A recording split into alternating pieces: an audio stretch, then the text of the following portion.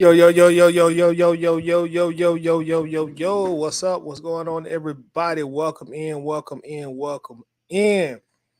Appreciate everybody coming through. We are in the building for another episode of the Waffle House. So welcome in to everyone once again. Y'all know the rules. Y'all know how everything go. Go ahead and place your orders. Let me know what you want from the kitchen. And we're gonna take care of you. We're gonna take good care of you. And also, everybody that's coming in, um, make sure to drop your area code in the comments, man, so I can know where y'all at. Can shout out your area code. I love saying where everybody watching from. So drop your area code in the comments. And welcome to the Waffle House. We just got through watching the NBA Finals. We'll start off with a little bit of basketball real quick before we jump right back to these Falcons. Dallas Mavericks versus the Boston Celtics. Uh, Mavericks are now down 0-2 in the series, headed to Dallas. They're in the 0-2 hole, and I think I seen a graphic that only maybe about 16s, 5, 6, maybe 17s have came back from an 0-2 deficit. So the Mavericks really have their work set out for them. This is the game that they should have took from Boston, really. Boston shot terribly from the three-point line. I don't think Jason Tatum played all that well, but that's the thing about Boston. They're a very balanced team. They don't necessarily just depend on one person. And Luka started off on fire, and he cooled down tremendously. Kyrie Irving did not shoot well at all, so we'll see how it goes. Normally, teams play better at home, especially role players. So, must win game for Dallas. You can't go down 3-0. You go down 3-0 against these Celtics, you can pretty much cancel Christmas. But yeah, we'll actually get back into a little bit of some NBA talk later on in the broadcast. We'll talk a little bit more about NBA. We're going to talk, of course, mostly about these Atlanta Falcons, of course. Getting close to training camp, getting close to preseason. I want to talk about also Kirk Cousins tonight. We'll talk about Kirk Cousins. We'll talk about a little bit of Bijan. And, of course, whatever y'all want to talk about. You never know where the conversation going to end up in the Waffle House. Specifically about Kirk Cousins, and I want y'all, that's watching this in the comment section to let me know, what are your expectations for Kirk Cousins in 2024? As we all know, he got a $180 million 4-year contract, so he is very handsomely paid by the Falcons. So with a contract like that, $100 million guarantee, what's your personal expectations for Kirk Cousins? So what are your expectations? I really would like you guys to tell me your personal, what were your expectations for him personally, and if you like, you could tell me how that correlates with the team. But I really want to focus, what's your personal expectations for Kirk Cousins? I put Super Bowl or bust on the thumbnail for a very specific reasons. Because I have heard some fans say, it's Super Bowl or nothing for the Atlanta and for Kirk Cousins. To justify that kind of contract, Super Bowl or nothing. Especially when you go right back in the draft and you draft another quarterback at 8. So if you feel like, based on Kirk getting $100 million, he has to bring a Super Bowl to Atlanta, please let me know that. And that's why I put Super Bowl or bust on there. So what's your personal expectations for Kirk Cousins in 2024, or for the duration of his contract? Maybe we should not just limit it to 2024. But what's your expectations for Kirk Cousins while he is here with the Falcons? We know for sure he's going to be here for at least 2 years. After 2 years, probably won't. They'll probably pass that torch on to Penix Jr. unless Kirk is just playing some phenomenal football, knocking on the age of 40 years old. So, let's talk about Kirk Cousins. I know the Falcons released they released a video of him doing some light jogging in practice. He's well ahead of schedule, which is good news. Let's ring the bell for him being well ahead of schedule. That's very, very good news that he's ahead of schedule. I even heard him talk about playing some preseason. I don't know how I feel about that, but he know his body way better than I do, of course. So we are in here. Of course, I'm gonna drop the link and let the panel come in here as well. We're gonna chop it up, man. So let's go to the comment section before we get this thing cracking and see how y'all doing. Stealth is in the building. What's going on, Stealth Thomas? Let me get a cool whip on my waffle with a side of bacon and a half water of that Orenthal James. Ring the bell for that. Get that man his order out. Yeah, what's up, Stealth? Appreciate you coming through, bro. We got Big Ron Thomas in the building. What's going on, Ron? How we doing? How we feeling, bro? What's popping? And also, y'all make sure to check out Ron on YouTube as well. And Ron, feel free to drop the link to your YouTube channel in the chat if you like to as well. We got my brother Smitty in the building. What's going on, bro? How's it going? Smitty Sports Machine is in the building. Shout out to Smitty. Y'all make sure to check out Smitty on YouTube as well, as I'm sure 99.9% of y'all that are watching this or will watch this are already subscribed. But if not, make sure you subscribe to his channel. Also, I want to plug a recent interview that Smitty alongside Uncle Steve just did with a very legendary player for the Atlanta Falcons, the great William Andrews. If you have not watched that interview, go to Smitty Sports Machine and watch that interview. Smitty and Unc did a fantastic job on that interview. There was a lot of great things about it. First, you got to see Mr. Andrews on camera. I really have not seen any interviews of William Andrews that I can recall. Maybe y'all have. So to see him on camera in 2024 and, in all his glory, that was just fantastic in itself. And he came off like incredibly humble. He spoke very candidly. And one thing that really caught my mind is how he spoke about how him and Lynn Kane, the other running back in the backfield, how they took so much pride in protecting Steve Bartkowski. They took a lot of pride in that. It wasn't so much that I need to get my 100 yards, I need my 20 carries this game. Like, no, you're not going to touch our quarterback. He spoke about that. He spoke about him and the Hall of Fame. So for those of you who have not seen the interview, I don't want to be a spoiler. They did a fantastic job once again. So if you have not seen it, go check out that interview. Go check it out. And you know what I'm going to do? I'm going to go ahead and drop the link early tonight. Because I probably won't be able to do a marathon tonight because I got some stuff to do tomorrow. So I'm going to go ahead and drop the link for anybody that wants to come up and jump on the panel. You are more than welcome. Just click that link and come on up here. We'll go ahead and get the show started. Miss B is in the building. What's going on, Miss B? Ain't seen you in a minute. Hope everything is going well. Y'all make sure to check out Miss B also on YouTube as well. She does an excellent job with content, Falcons content. So if you're not subscribed to her YouTube channel, make sure you check her out also on YouTube as well. She does a great job. Shout out to Miss B. Let's ring the bell for Miss B in the building also. Yeah, so I'll tell you what, let's go ahead and get this show on the road. Let's cut the music. Who else we got in here? 404 in the building, big 404 energy. Fulton County, Georgia in the building. What's going on to the 404 in the building? Shout out to the 404. Got our brother William Amy in the building also. What's going down? Will, what's happening? Shawty Red on the track. What's up, Red? What's going down, bro? How we doing? How we feeling? Michael Matthews in here representing that 678. That's Georgia once again up in here. Let's ring the bell for the whole 678 in the building. What's happening, man? Ron Thomas representing that 706 in the building, coming through real strong. Shout out to the 706 in here as well. William said just some orange juice. He gonna do it light tonight. Hey, Jim, just give me some orange juice. I'm gonna be straight. Red repping that 404. That's Fulton County up in here once again. Shout out to the whole 404. Shout out to the west side, the east side, south side, Clayton County, all the way up to Gwinnett, Duluth, Cobb County, the whole metro Atlanta. Home of the Falcons, of course. Coach is in the building. Y'all make sure to check out Coach also on YouTube as well. When he kick off his channel, he told me he's going to be doing defense. So we are looking forward to that, Coach. So make sure to check him out as well. 832 in the building. Houston up in here. What's happening? Houston, Texas.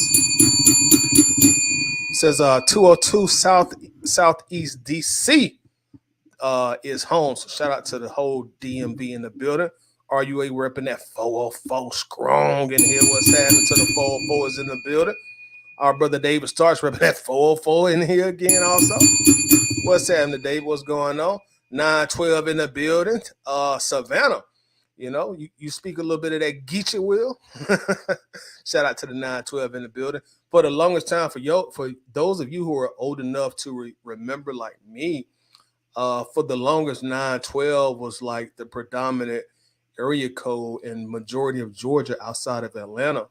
And as the state, continued to grow, everybody start creating different area codes.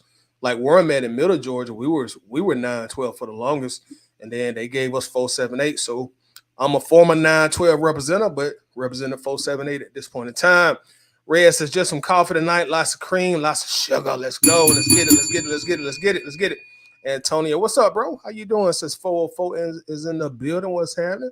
What's going on? Cool. See my dog in the building. Yo. That's 770 energy in the house. Shout out to the 770. Let's get it. Let's go. Let's get to it. David says steak, medium rare, fries, 2 eggs scrambled with cheese, large coffee, and some Orenthal. James, order up.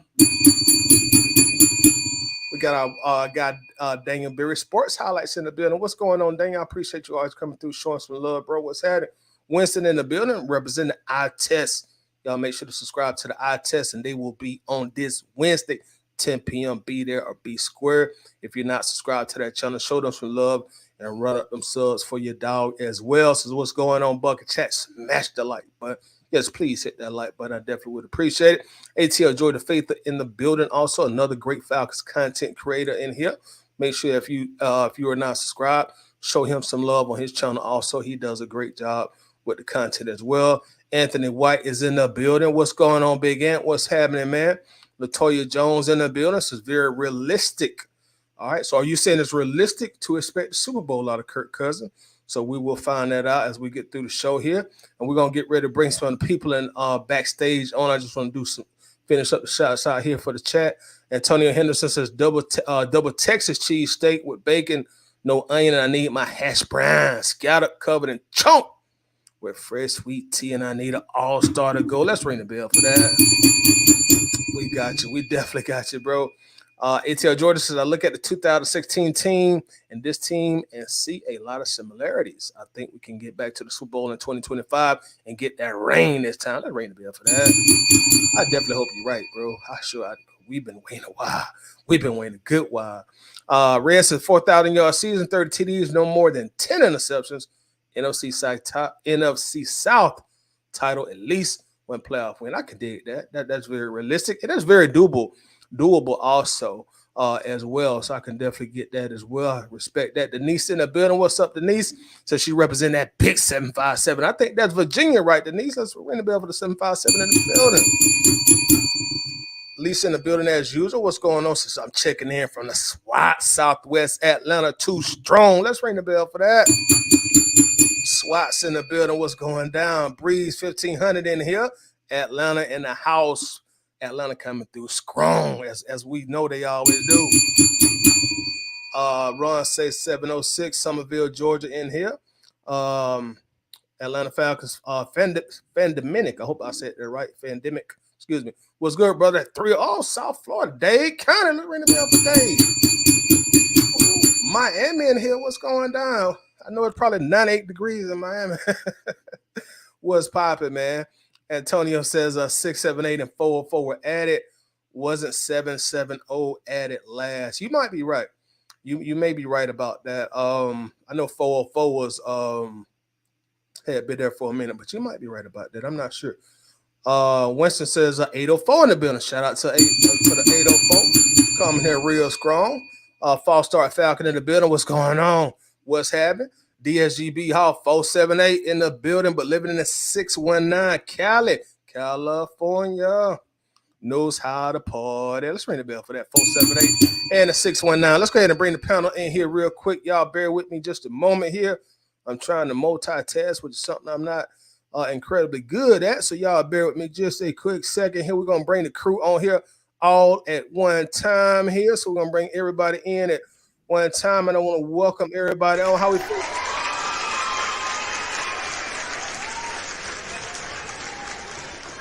Shit. With a round of applause like that, make a brother feel like you done made Yeah, man. Yeah, I think we seen you in that new Bad Boy movie, man. So I'm on here with a lot of celebrities tonight. it. Yeah, but what's going on? Everybody, go ahead and for those who may not know who you are, if y'all want to just go around the panel, introduce yourself, and let people know, where they can check you out at. We'll start with you, Smitty. Smitty Sports Machine, YouTube, Fatboy Slam _21 on Twitter. Y'all know what I do, man. I'm just like Titan, man. I always come in the bang and hit folks upside the head because that's what I do. Go ahead, Will. I say William Amy, Facebook, Instagram, BillWell21 in the scope. That's you can find me.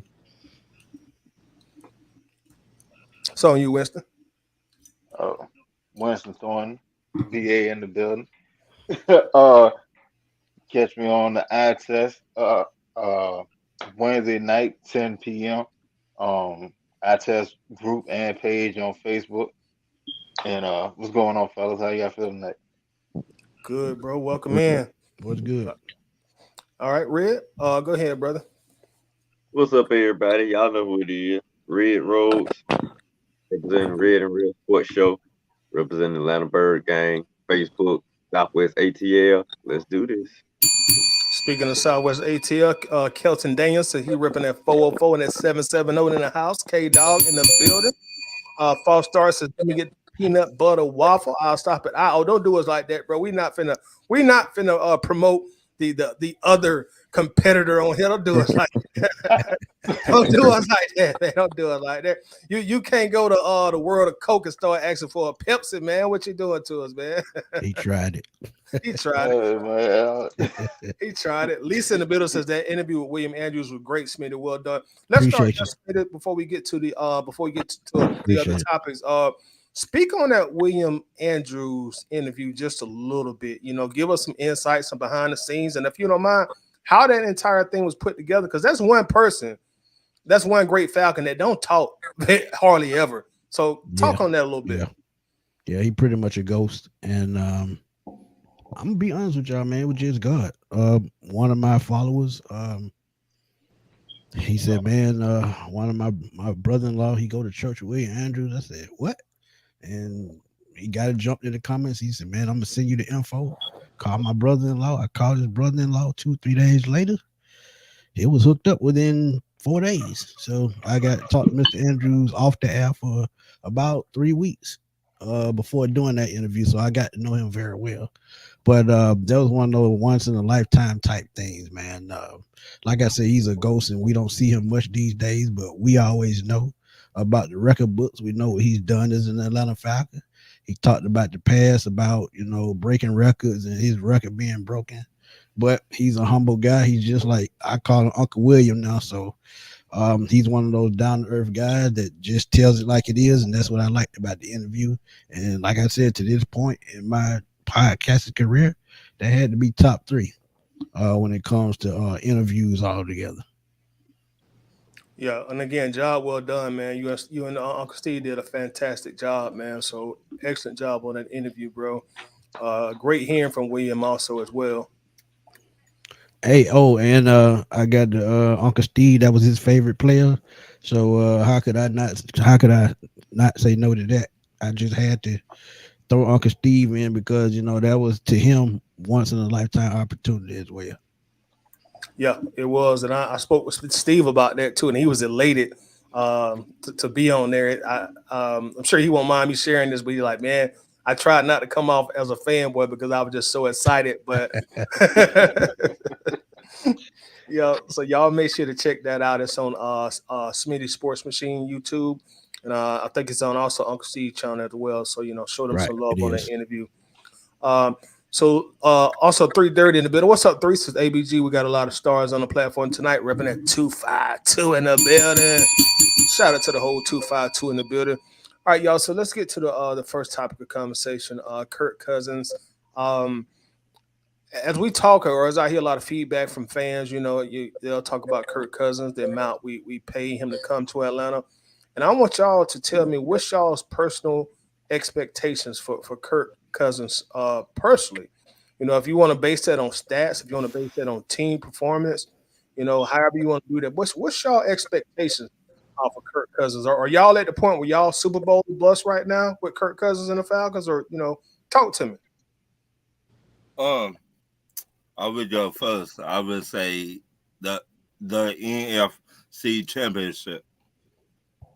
I mean, we're in the South, but we got to get to the NFC Championship game. And next year, I say Super Bowl. So NFC Championship game, and then next year you want a Super Bowl victory. So that's your personal expectation. Yep. Okay, I can definitely dig it. Whoever want to go next, go ahead. I got to agree with that to a certain extent. I'm gonna go Super Bowl or bust only because I feel like the team that we already have, offense and defense, is already tailor-made to win right away. We went 7-10 with this team last year, and by the end of the year, the team was wore down because the quarterback couldn't get the ball in the end zone. So now you have a competent quarterback that can move the football down the field, get the ball to all of the weapons on the field, and I mean, it's just no excuse. This is, to me, two and done. Either we get a Super Bowl these 2 years, or after 2 years, Curtis gone and we move to Michael Penix, which I think is the best move. But by the time we get to Penix in that third year, I think he'll already be acclimated with the playbook, and I think Zach Robinson had him on point. So I just think it's Super Bowl to bust because of what we already have here. So it was just a plug and play type situation. He already knows the system. So yeah, I got to go Super Bowl to bust. All right, so you pretty much at the point where like we got to win the Super Bowl in order for this to make sense as a franchise. Exactly. All right, I can definitely dig it. All right, whoever want to go next, go ahead. I'll jump out there.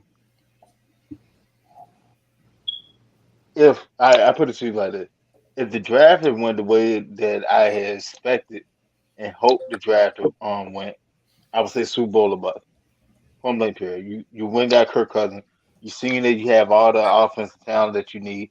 Defense was rounded into shape.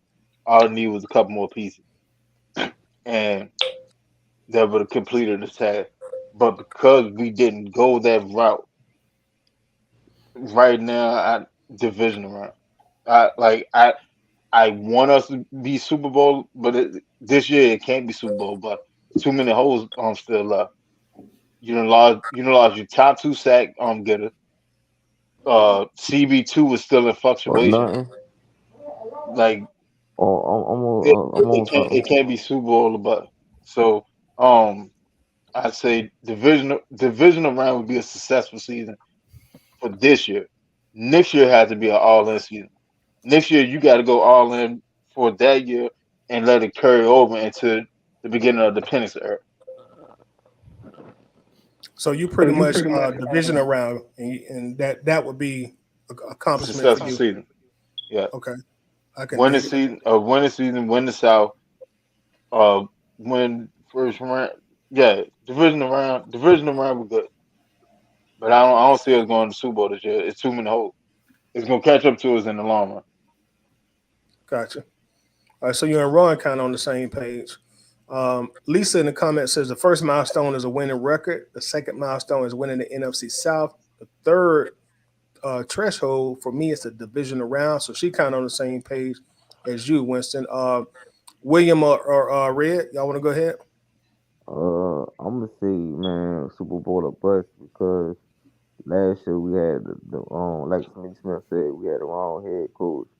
And game situations, the defense carried just the offense couldn't score in the red zone when we needed them, like in 2 minute, 4 quarter situations, like in the drive, keeping that defense fresh, stuff like that. So if we take care, like Raheem Morris said, winning the NFC South, get in the playoffs, handle your business in the playoffs, and get to a Super Bowl, that's a winning formula to me. Because you paid Kirk Cousins for 2 years, you got Michael Penix to develop. We just need our front seven to get pressure, so our secondary can hold on to their receivers, and we be good, man. So everybody got the gel on, everybody be on the court on the same page, from special teams to defense to offense. We be good. All right, so you along with Smitty, you pretty much say, hey, gotta come get a Super Bowl, Kirk Cousins. Yes, sir. Okay, I could definitely dig it. Ray, how do you feel? Well, personally, I think everyone is kind of saying the same thing to a point. With this, I mean, I know Ron and Winston saying division around NFC Championship, but everybody seems like they're going into the season with high expectations, including myself, Smitty, and William. I'm kind of leaning with you guys, except for the fact I don't like to speak Super Bowl until we at least in the playoffs and doing something. Even though my expectations are as great and as high as you guys, because I'm with y'all. I mean, Kirk Cousins, dude, you've been in the NFL for a while. With your veteran experience and the weapons we got on the field, what the world? Exactly. Why are we going into the season treating you like a freaking rookie? I ain't treating you like no rookie. I'm treating Peanuts like a rookie. I'm treating you like a guy that needs to get the job done immediately if you plan to hold on to this job. So that's why I said at least the division around, but I'm not saying I want to stop there. At least get me to if you don't get me to at least the division around, I don't even want you starting next season. That's what I'm saying when I say the division around at least. You see what I'm saying? Now, when we get to the division round, I'm not gonna go into the game expecting to lose. I would love to win. I would love to go to the NFC Championship and upset whoever the expectations are for winning. And I would love to go to the Super Bowl. I think it's kind of jumping the cart to say Super Bowl, like what you were saying last week, Tidy. You remember your topic last week? How many teams are going from not making the playoffs in 6 seasons to automatically being Super Bowl contenders? So I don't want to put that huge expectations on our neck yet. But at the same time, I'm expecting to win this season. We ain't won in a long time. We got the weapons, we got the players, we got the quarterback. I'm expecting to win, and I'm expecting to win big. So if I get to the playoffs and win that first game, guess what? I'm gonna expect to win the divisional game. And if I win the divisional game, I'm definitely not going into the NFC Championship game expecting to lose. So like I say, Kirk Cousins, dude, you got a lot of expectations. The pressure, unfortunately, to say, well, not unfortunately. I mean, you got him, you made him. I mean, you're an NFL quarterback, so you're capable. But the expectations are gonna be high for us this season because, like I say, it's a guy sitting right behind you that we have half and half. I mean, we got fan base that probably want to see him sooner than later. So, Kirk Cousins, my expectations for you to win and win big and take this team as far as you can take us this season. I'm not going to even put a cap on it. Just get me to where I feel we can get to as far as you can get us because you already know that job is going to be up for grabs either next year or the year. So it will behoove you, Kirk Cousins. And I think about this. I keep seeing people say, we got holes in the defense. This is the reason why Kirk Cousins is so why he's the key. Because if he's putting points on the board and controlling the clock during the game, that's going to take a lot of pressure off the defense. So that's why I said if he can do what he's supposed to do, it shouldn't be a reason why we can't get to the Super Bowl. We have 2 dynamic running backs, 2 dynamic receivers, dynamic tight end. Come on, man. That's all you need. All we need is the offensive line to protect and run block. It don't get no Gregory and Drew Dalman. Everybody said we was a quarterback away, and Kirk Cousins is definitely a quarterback. If we was a quarterback away, Kirk Cousins is definitely a capable quarterback to get us over. Or if he can't get us over the hump with what we got on this team, then Kirk, you about done anyway. Because I don't see what other team are you gonna go to that got what we got, and you can't get them over the hump. Another team ain't gonna trust your ass. So you either win big with us. But we don't have the same defense. We don't have the same defense that we had last season either, though. What'd you say, about this? 1908, we made it to the Super Bowl with Chris Chandler. Right. So I see Kirk Cousins better than the Chris Chandler. So that's why it's a lot of reasons why my expectations are high because I just think Kirk Cousins get the job done. He's finally put in a situation where he can finally get to where he needs to be as an NFL quarterback. And if he wins the Super Bowl this year, guess what? We won't see him no more because I think you're going to walk off into the sunset if he wins the Super Bowl. So it's a win-win if we win the Super Bowl. Yep. I agree. All right. And I heard a few people talk about the defense. So let's talk about the defense.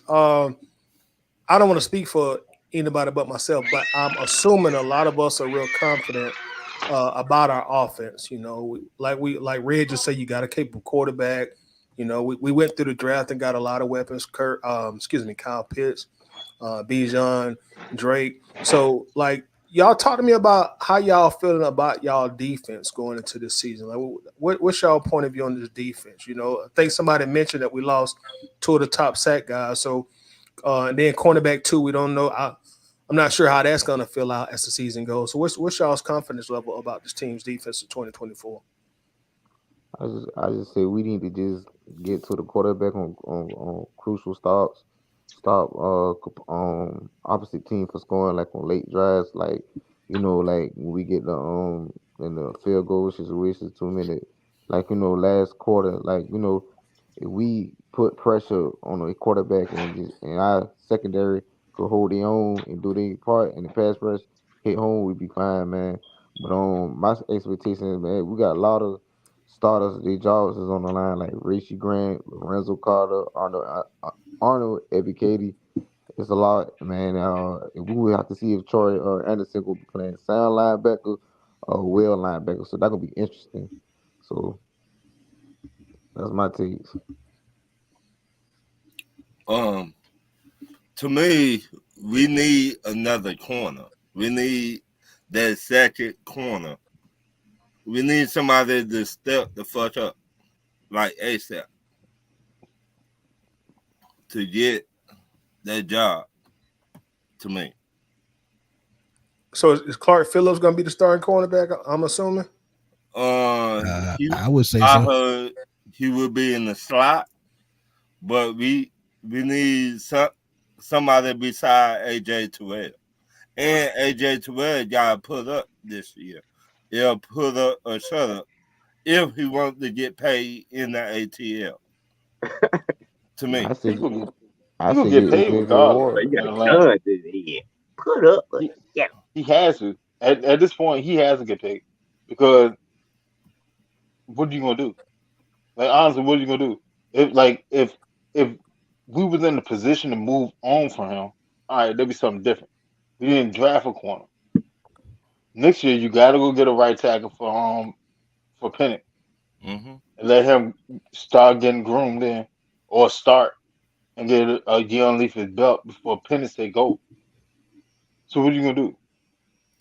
Well, you have like AJ pretty much got us over a barrel. When they sit there and say right time, right situation, that's what AJ fell into. Mm-hmm. You got a whole new coaching staff Lucky motherfucker. because he came in on the back of the Matt Ryan career. He went through the ups and downs with Mariota and Ritter and Heineke. And then We can't throw him away when it's time to get paid. Cause now he don't actually earn that damn bag now. So I'm with I'm Winston not all the way. saying throw AJ Terrell away. I'm not saying that, but he got to step up. They said But what AJ Winston Terrell said is, top 5 corner. even if you have a subpar, let's say he come out and just have a subpar season next year, we still kind of on the hook with this guy. He kind of is our guy. And really, we should pay him now before the season even start, because if say he come out and have a great year next year, that shit gonna cost us an arm and a leg. Let him go. Let him be another All Pro again. I promise. If he becomes an All Pro again, either he's gonna reset the cornerback market, or he could be at least top 3. If he have an All Pro season, he gonna reset the market if he have an All Pro season. Yeah. I agree. That's why I say pay his ass now, because if he have a the contract, only corner that he'd be lower than, if he don't reset the market, the only one he'd be lower than would be like Jalen Ramsey if he get a restructure, something of that. Like it would have to be a Super Bowl winning cornerback. somebody put up the top cornerback salary in the NFL, so we can see where we fit AJ in there, because he probably is gonna be in the midst of one. I think Ramsey towards the top. Ramsey and Ramsey reset. I think But Rams there's at some number cornerbacks 2 that right done got now. No, paid. I think it's Yeah, Trayvon yeah, Diggs. because no, What about one of them guys? And one of them cornerbacks in Cleveland, pretty good. Cleveland got Denzel some Ward. good. Denzel Yeah. Ward. Safety. The Man, Cleveland whole defense is like that, and they all gonna reset the market. If they What don't do about it the in Eagles? Cleveland, they gonna do it somewhere else. Huh? Don't the Eagles have who else is one of the top cornerbacks in the league? But see, the Eagles that sit there Larry and went Alexander, I think the top paid cornerback. Yeah, yeah, he is. He making $21 million a year. Alexander is. Alexander, yeah, and then Rams are making what 20? I think 19. Rams are number 2. so you tell me you want to No, pay Rams are number 3. He making $20 million a year. Yeah, you And make Ward, 20. yeah, Ward get paid more than him, just about $100,000 per season. Yeah, but when Ramsey got his extension, he resetted the market. It was outlandish what he had got at that time, and that was what like 2-3 years ago. 3 years ago. Yeah, and Jairi Alexander like just passed him. What like last year or year before that? Yeah. Yeah. And we talked about this before, y'all. I'm gonna be honest, man. You look at like this top 8 list, the top 8 highest paid. You might got 2 guys where you can say, okay, these guys are actually better than AJ Terrell over the last 3 or 4 years. After that, it ain't really many you can argue about that has been consistently better than AJ. Now have a few of them had like one out year where they were better, yeah. But I'm just saying consistently better. It ain't many on this top 8. Like you got Alexander, but I mean Alexander, he sort of went up and down. He just started stringing them together before his extension was coming up. Ward is like that.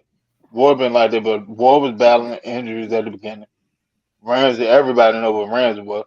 Ramsey was arguably the best corner for like 3-4 years straight. Easy. Yeah, but this list also deceitful because you look at Trayvon Diggs, he one of the worst cover corners in the league. Well, He Yeah, got paid because all he do is get lucky ass interception. Yeah, he tried to jump route. If you want to beat Diggs, all you got to do is hit him with a double move. Hit him with a double move. He's stuck every time. That other guy in Dallas better than he don't have that. He don't have the makeup speed to get back into the play. Speed. Right. Yeah, I agree. That about the fact, Brand, I think the other guy in Dallas better than D. No, it's the defense. You gotta think about it. See, like that's the type of defense. It's the exact same defense, pretty much that Quinn ran when he was in Seattle. But to this point, and here too, kind of, because we were getting interceptions when he was here. They instead of running the 3, they was running the 2, and they sitting on a short route because they expecting their pass rush to get there quick, so the ball will come out quick. So they sit and tell them, just shoot a gap. When they break, just shoot it, and that's how they end up turning over all the interceptions. I think I agree because I want to see what he play like without a guy like Lawrence and Parsons in front of him. I want to see what he play like. It's a complete anomaly for Diggs to come out there and have what do you have like 10 or 11 interceptions 1 year, then he broke his leg. Then Bland came out last year and had like 8, 9. That doesn't happen. That's scheme. Yeah. That's scheme. I don't care how good of a corner you is. That doesn't happen. AJ needs that scheme right there. No, he don't. No, he don't. Cause he's a man corner. Nah, AJ's doing great in what he do. I'm gonna keep it funky with y'all. And I said it last week on my show. I can see him being trade bait at the deadline, and the reason why: one is money. You got other players to play down the road. You got Kyle Pitts, Drake London. In a couple of years, you still have Grady Jarrett on the team. And Jake Matthews, he still got another year on his contract. So AJ could be trade bait. And we know about the allegations coming soon, the penalty coming soon. If they can recoup that first round pick, and he wants well over $20 million, he gonna be gone. Because I'm sure they've talked to him already about where his price range is. They've talked to his agent, I should say. So they got an idea of what ballpark it is already. And it depending on where they at in the standings at the trade deadline, I could just see it. I'm not saying it's gonna happen, but I could definitely see it because of the money ramifications. They're not gonna go into that Julio Jones, Matt Ryan, Deion Jones thing again. I just don't see it. So it's got to be an odd man out. Smitty, let me ask you this. All right. Do you think the probability of AJ being traded is higher than us cutting bait with Grady after the season? That's a great question. I'll say Grady. I'll say the Grady. reason why I say it's a great question Grady too. Is they've already drafted Grady's replacement. So this could be his final season in Atlanta. So I could see it both ways, but the reason why I think Grady would stay is because I think at his age and that injury, I think if they re-sign him to an extension, it'll be cheaper than what they pay him now. So that's the only reason why I would put finally did some steps.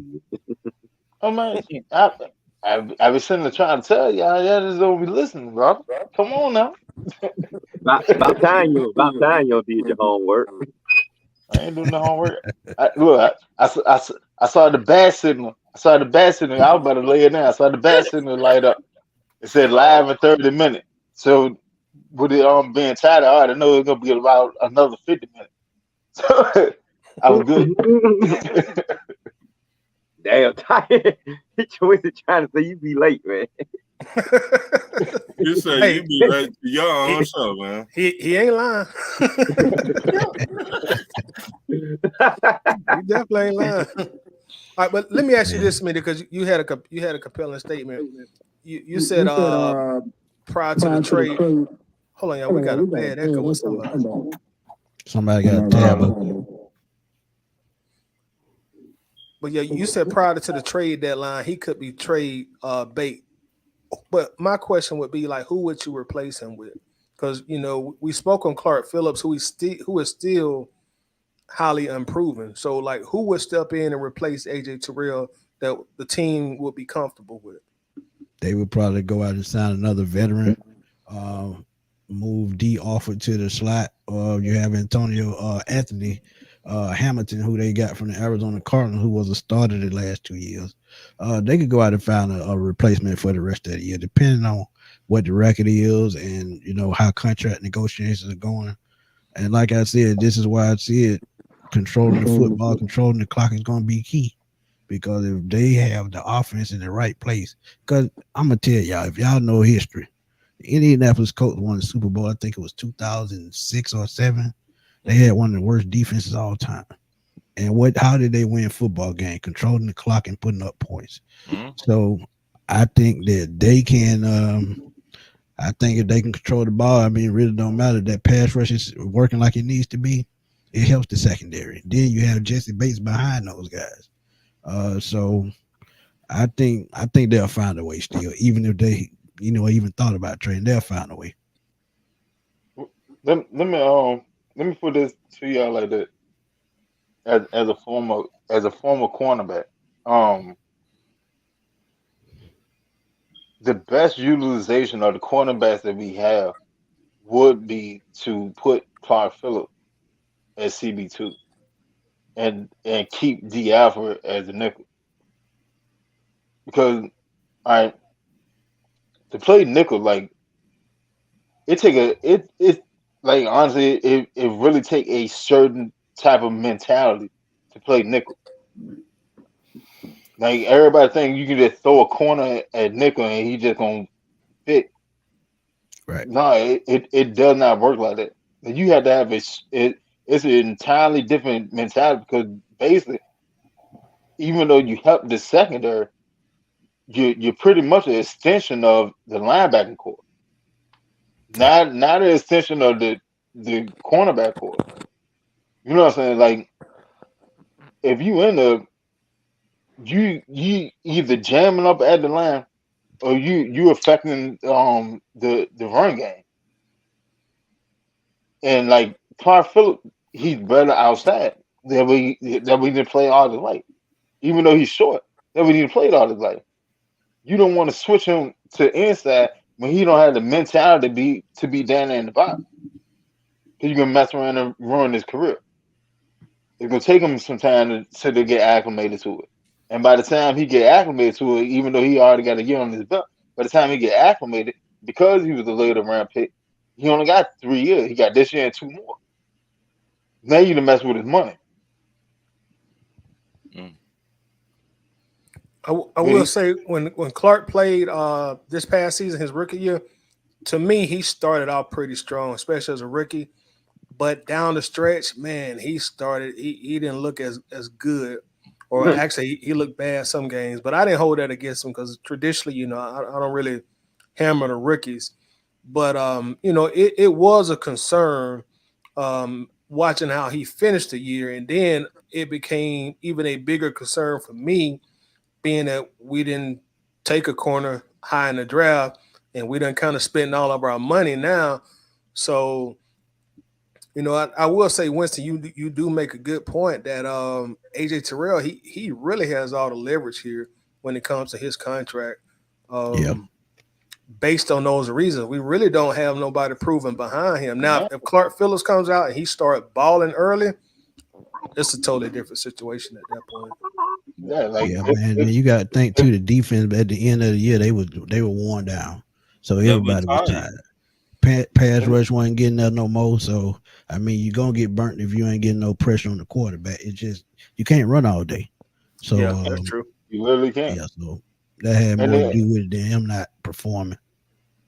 And then you gotta remember, at the last 5-6 games, the whole secondary was in fluctuation. Mm-hmm. Exactly. It took D Alford out and they put Mike Hughes in. Then they took Akuda out and they put Clark in. Everybody was just moving around. They took Grant out and put Helms in. Everything was in fluctuation. You can't get a rhythm like that, especially with a rookie. With a rookie, you can't get no rhythm like that because if my mentality, if you just sat there and told me, hey, I'm gonna start, and I'm the start of this game, and then you tell me again, hey, I'm gonna start again, and then I start this game, and then hey, you go start again, and then you pull me out halfway through the game. Yeah, it's like a bad relationship. You send me mixed signal. I don't know what to do. I don't know what to do. And but I'm being honest with you because when it comes to defense, you don't want your players to think at all. You want them to be able to react. And the more that you make them think, the more that you put on their plate, the worse the defense is going to end up playing because it doesn't make sense. You got to think about it. Defense is reactionary. I don't know what this person I'm lining up against is fitting to do. I don't know their play. All I know is I have a general idea of what it could be. But I don't know what they fitting to run. It's all reactionary. And so therefore, when it comes to play calling and stuff, you want to simplify it. That's why when you hear the coaches sitting there saying, I want to play fast and free and aggressive, they want to simplify the game as much as possible so they can just react and go off an instinct instead of sitting there having to think. Because when you sit there and think, you half step behind and then you got burnt. Good point. And this is coming from ATL Kool-Aid Drinkers. And I'm going to ask y'all to speak on this. He says the young defensive lineman will make a difference. Roro and Bryce will make a difference. And I'm sure a lot of you guys on the panel, like Smitty, y'all are probably way more knowledgeable with these two players than I am at this point. So how are y'all going to feel about the young defensive guys we coming in? Or are they going to be able to step up and make a difference like ATL Kool-Aid Drinkers say? Are we going to be able to effectively get to the quarterbacks this year? How do y'all feel about that? That's up to Jimmy Lake. And that's why I think Braylon Trice had the advantage over everybody of learning this system. He played for him in Washington, so he knows the system front to back. One thing I do like about Braylon Trice and Brandon Dorless is both of those guys were respectively top of their class when it comes to pressures. So when that translates to the NFL, And what the Atlanta Falcons are going to try to do, and versatility is key, and we always talk about that.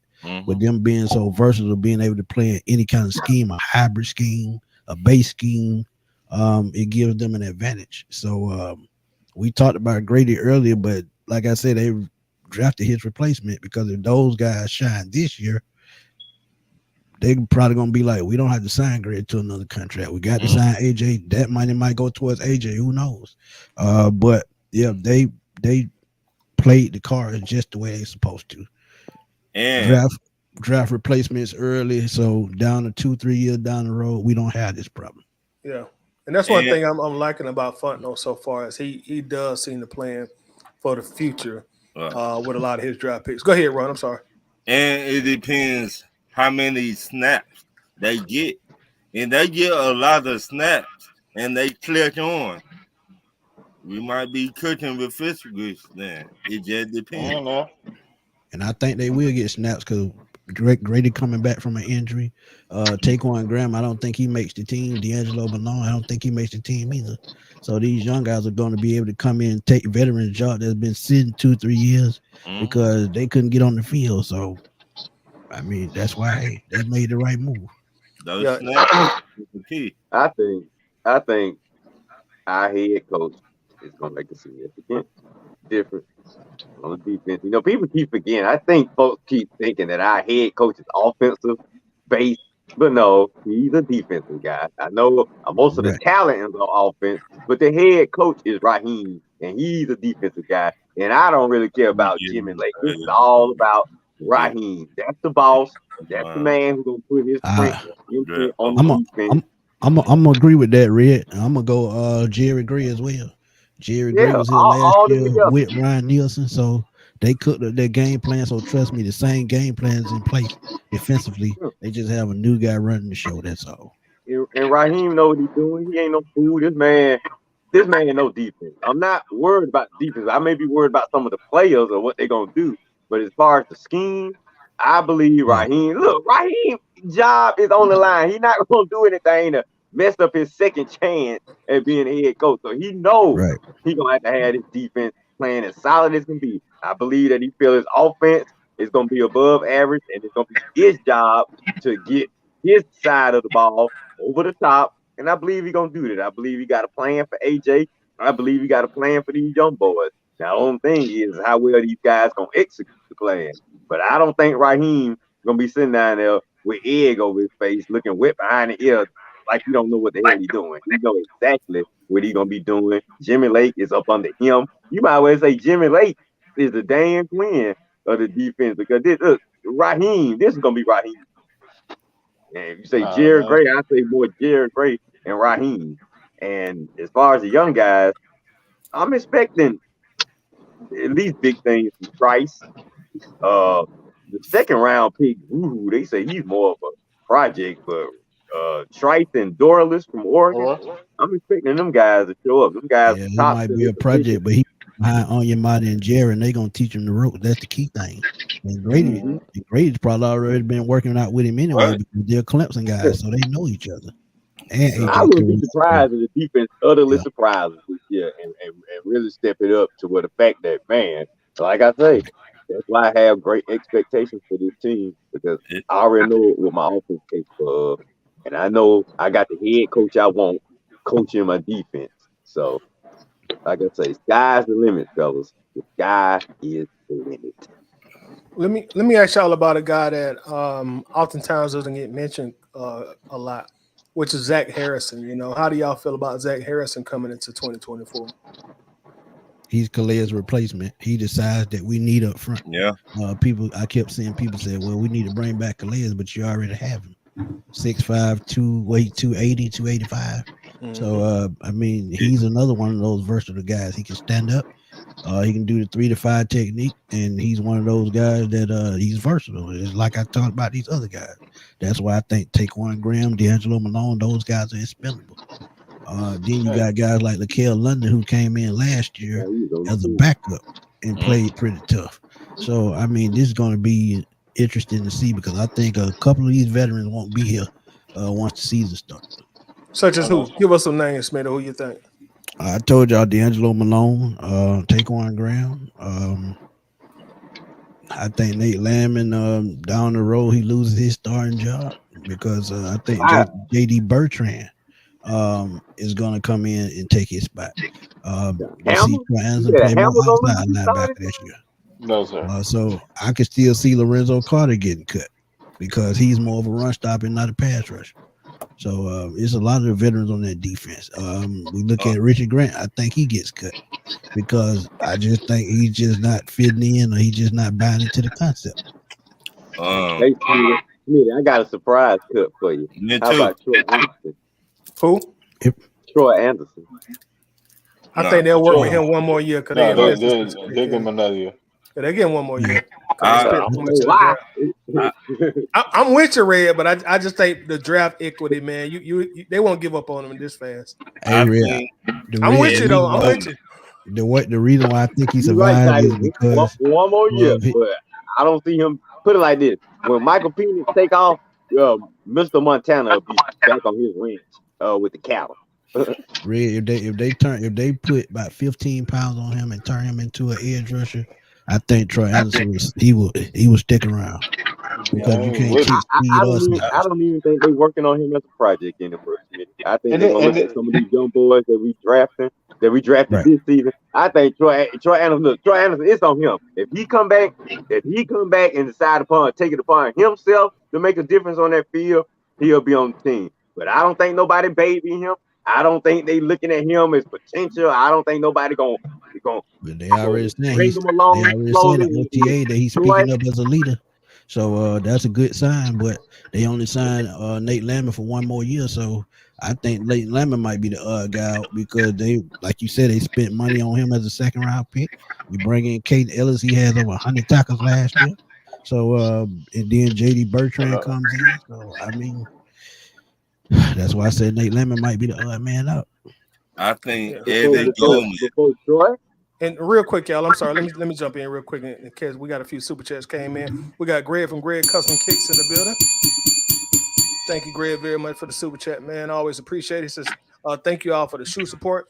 Much love. And speaking of the shoe support, man, y'all make sure to check out Greg at Greg Custom Kicks for some of your best custom sneakers you're gonna find in the business. He done something for me. He's working on his second pair for Uncle Steve.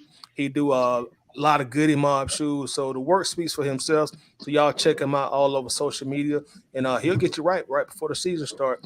And again, I definitely appreciate the support, Greg, as always, bro. Thank you. We also got one coming from Atlanta Falcons Fandemic. Appreciate that. He says this defense was built up with a lot of guys that has tremendous motors and no let up. Brilliant chess move by Terry Fontenot. Smitty, do you want to respond to that, please?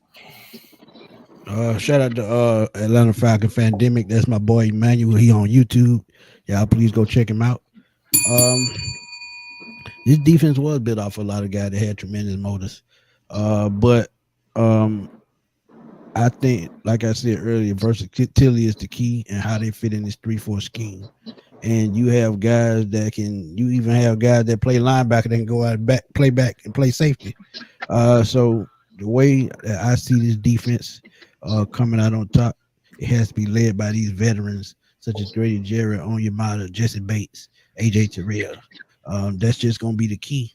And I know high motors, we always talk about high motors, but how many of these guys are actually consistent every Sunday? That is going to be the key. If they can be consistent week in and week out, hey, we won't even be having this conversation down the road. But I agree with that, Emmanuel. It was a great chess move by TF by going out and getting versatile players that he can move around the board.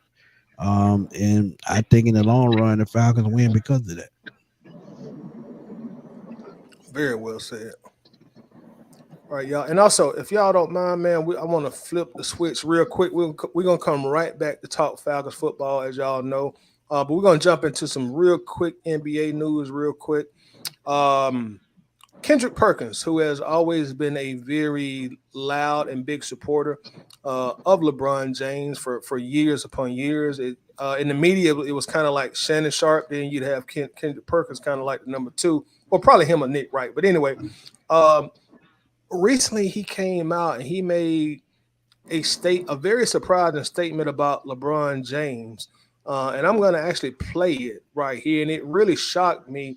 And then I want to talk about it. Try to figure out like what's going on, like what dynamic has changed in their relationship to make Kendrick turn heel. Here we go. Here we go again. Please win his way into somebody else's moment. Like, let somebody else. Like, this is not about you. Your team is at home. This is about the Mavs and the Celtics. But yet you're so mad and disappointed that you're not Kyrie Irving running mate no more. Here we go again. That's a different story. My thing is this. You guys saw the interview with Jason Kidd. When you accomplish, okay, what's going on here, y'all? Like, what happened with their relationship? Because something done happened. Also, to add on to that, somebody tweeted LeBron James has unfollowed Kendrick Perkins on social media, and Kendrick Perkins responded by saying, "People didn't follow Jesus. I'll be okay." Fellas, what's going on? Clue me in. What happened here? It's just hate.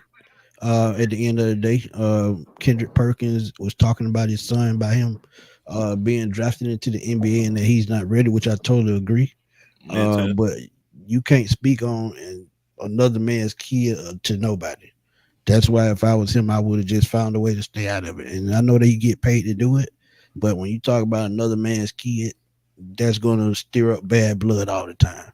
And then not only that, like you said, LeBron's not in the playoffs, so he's going to find a way to make headlines. And I don't really think they were that close anyway. They were just teammates at the end of the day. So that if word hurts LeBron that bad, they were never friends. They were just associates. So I wholeheartedly disagree with you there, Smitty. Because like you said, he gets paid to do that, man. If you ask the man a question, it's no different than asking Charles Barkley or Shaq or anybody else. That's what he does. He's a commentator. And, I am probably one of the only people who I don't like LeBum anyway. I think he's soft, and to me, this just proves how soft he is. You can't. But look at it. LeBum James. If we boys, and you got a son that's playing basketball, and they ask me to ask a question, and I give my honest opinion, and you don't like it, you're gonna have a problem with it. Because if you my boy, you gonna say something that make put his name on further out there and say something positive about it. So Kendrick didn't. Maybe. I mean, if we friends, and I know that's what you get paid to do, I don't know, man. I think LeBron is hella soft, and like this shouldn't have even been really a issue to talk about. The man gets paid to talk basketball. That's literally what he gets paid to do, and he's talking basketball. You can dislike his take and disagree with him, but I mean it should just stop there, in my opinion. Yeah, agreed. Yeah. To be honest, we should not even be talking about LeBron. Sit at home, do what you do best, work out, get ready for next year or wherever you plan to go. You take it away from the two teams in the finals right now. This should not even be about LeBron James. And that's what Kendrick was saying. That's literally what he was saying. No, if you got a problem with me talking about your son, hey, I will tell you, your son ain't shit. He's terrible. But hey, golly, Ron. But the man trash. he ain't trash, man. The man had a heart attack at the beginning of last season, man. He ain't trash. Yeah, medically recovered. I knew you were trying to but what Kendrick, I don't understand like how to even. The show was pre-recorded. It wasn't a live show that LeBron made a statement. See, everybody go back and listen to what the statement was. LeBron was sitting applauding Kyrie for him getting to the point that he's at now. Because if anybody remember a couple years ago, everybody was trying to cancel Kyrie. Yeah. Everybody was calling for his head. They were trying to get him out of the league. Then he came and supported the anti-Semitic show. There was movie that was on Amazon on Prime. And he was like, it ain't even about that type of message. It was about the other message was in this movie. I ain't never take the time to watch it, but then he tried to explain himself. But everybody was saying like he crazy, this, that, and the third, he too controversial. Let's get him out of the league. And they were trying to cancel him. What LeBron was sitting there saying was bigging him up. It wasn't about sitting there trying to make the moment about him. It's about bigging him up. Hey man, hey brother, I done seen what you came through. I done seen you struggle. I done seen you grow. I done seen you mature. I done seen you become a man. I done seen you become a husband. I done seen you become a father. I done seen how far you done came. And now you right here doing it your way. You took your own path. You doing it your way. And now you done got here. And that's all he was sitting there saying. He was like, man, hey, he was the best wing mate that I done had, and I hate that I'm not playing with him anymore. And people sit there like he's sitting there trying to put the shine light on himself. But I mean, hell, just last off season, they were courting Kyrie. When the Lakers was in the playoff, they had Kyrie on front row. They were trying to get Kyrie in there. Kyrie's supposed to have been a Laker this season. And you gotta remember their whole trajectory. Bron and Kyrie were butting head. Kyrie thought that he was better than Bron. Yeah. Right after the 2016 season, he was like, and then he had to branch out to do his own thing. Because Kyrie stopped talking to everybody on the team that 2017. That 2017 season in Cleveland, he stopped talking to everybody. Yeah, that was crazy. And then Bron stayed for another year. Kyrie left and went to Boston because he felt he was his own man. He thought he could lead the team. And Kyrie said, hey man, looking back on it, I wish I had sat there and understood what Bron was sitting there trying to tell me then. And then for Bron to sit there and see everything that he went through in Boston, in Brooklyn, and now you finally found a home, and y'all done made it to the final. And hey, brother, I'm proud of you. I'm proud of everything you done did. I'm proud of everything you done went through to get to this point. That's all it was. It wasn't about sitting there making it about Bron. Kendrick made it about Bron. Kendrick got some other animosity over some other shit. I don't know what it is, but he made that about Bron. But Bron wasn't even talking about it, making it about himself. He was just bigging up another brother. All right, Winston, you say he got some other animosity about LeBron. It's interesting that you say that because as I was researching this a little bit, there was a deleted tweet that Kendrick Perkins put out earlier this year. I think it was in February. It should be on the screen right now, but it says, yesterday it was the players blaming Embiid's injury on the 65-game rule. Today it's the media getting the blame. Which one is it? And we don't do subliminals where I'm from. We put a name on it and address on it at King James. So it seems like this has been building up for a few months, and it finally came to a head. And I don't exactly know where all this animosity, I guess, between them two came from, because at one point in time, I mean, you can pay Kendrick Perkins $2 million to say anything remotely bad about LeBron, but now they kind of going at it in the media. So I don't know where this originated from. He probably tired of him being a crybaby. That's what I think. Like he is a crybaby. That's all he do. LeBron do everything that Jordan did, and people hate to say that, but no, Jordan did the exact same thing. Yes, he did. Yes, he did. Yes, come on, bro. That's favoritism over actuality. Jordan did the exact same thing. I don't even think Jordan is the best, but and Bron modeled his game after Jordan. Instead of he just big and more athletic. I think it all comes down to 82 games. Back in the day, everybody played 82 games. And now the money was less though. Now these players think that they don't got to play 82 games. What makes you so special?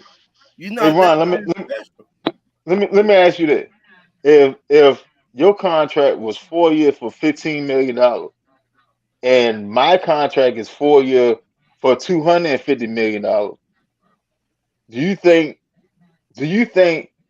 Or let's say red contract 4 year 250. Do you think he gonna sit there approach the game the same way you gonna approach the game? No, but what I'm saying, when you sign that contract, you already know you got to play 82 games. You cannot cheat your way out of not playing the 82 games. Oh, my shoulder hurt. Oh, my bunions kicking my ass. Oh, this. No, I'm playing the 82 games. I understand Again, that, but again, that shows you the difference in the caliber of player. That's like I ain't even gonna say a UDFA. That's like a third round pick and a first round pick. They're going to approach the game differently because they have different goals. I do you one better, play Winston. the whole season. In my opinion, you the only one making it. Jordan got all that money, and Scottie Pippen signed I think it was a 6 or 7 year deal for $2 million back in the day. And remember when Scottie sat there and sat down? And he sat down at it. They were mad because they did not pay him no more. After he signed the contract, when he started complaining, because after they won a championship, he was supposed to get paid, but he should have signed the contract, but he needed the money. But again, sometimes things like that can bring animosity, and that's why Jordan and Pippen having problems today because of things that happened in the past. So it was something that happened in Cleveland. They were playing together that they had never spoke about, and they're gonna come out soon. But trust me, it's been bad blood brewing for years with those two guys, and you can see it. Yeah, you can see it. Like I mean, like when somebody if you keep taking the pencil and poking at a balloon, sooner or later it's gonna pop. Right. Sooner or later it's gonna pop. You can only tap it lightly, but so many times. You can come out though, especially what was it? Hold on, was Perkins on that 2016 team? Was he on the bench? Cleveland. No. I don't think He came after that. No, he was on that other cast. I think he was on the 20. He was on the losing. He won a ring with them. No, he won a ring with Boston. If I'm not mistaken. I think Perkins got two. I think he got 2 rings. I think he won with Boston. Perkins don't have 2 rings. And the other Cavs team. Perkins won a ring with Boston. That's it. Yeah, I know that. Yeah, he only got one, and that's the 2018. Yeah. I'm telling you, man, he tired of hearing him. He tired of grabbing his Kleenex. That's what the problem is. Oh shit. All right, y'all. Atlanta Falcons Fandemic has a comment here. He says LeBron trying to bring his son into the league unprepared is a selfish move. It's all about LeBron. What's y'all thought? I agree with that. I agree with that. 100%. I don't. 100%.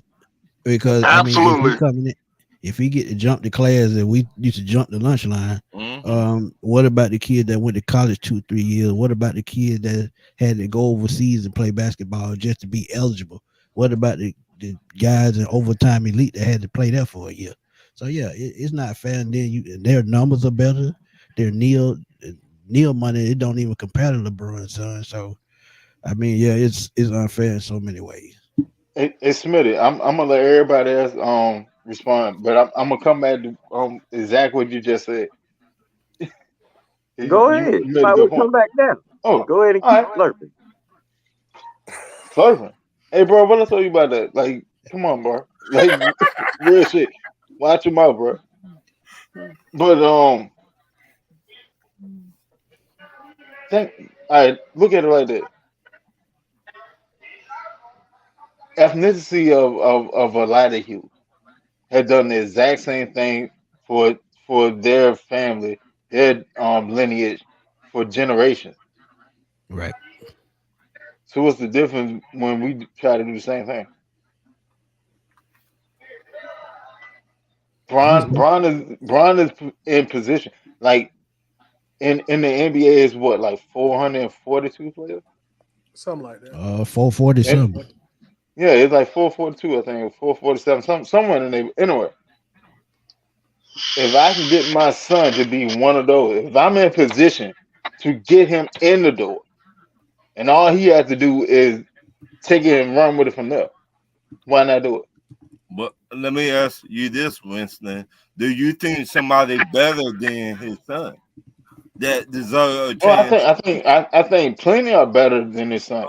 But I So, mean, but what is the difference though? but See, the difference is catch what I'm saying. Catch what I'm saying.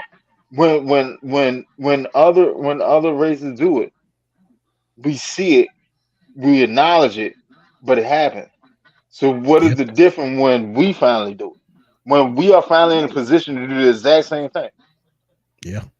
you're right. And if he can influence a trade or influence how the roster built, he damn sure can influence his son getting into the league. Somebody will take a chance on him because they know they're gonna sell tickets if he's there.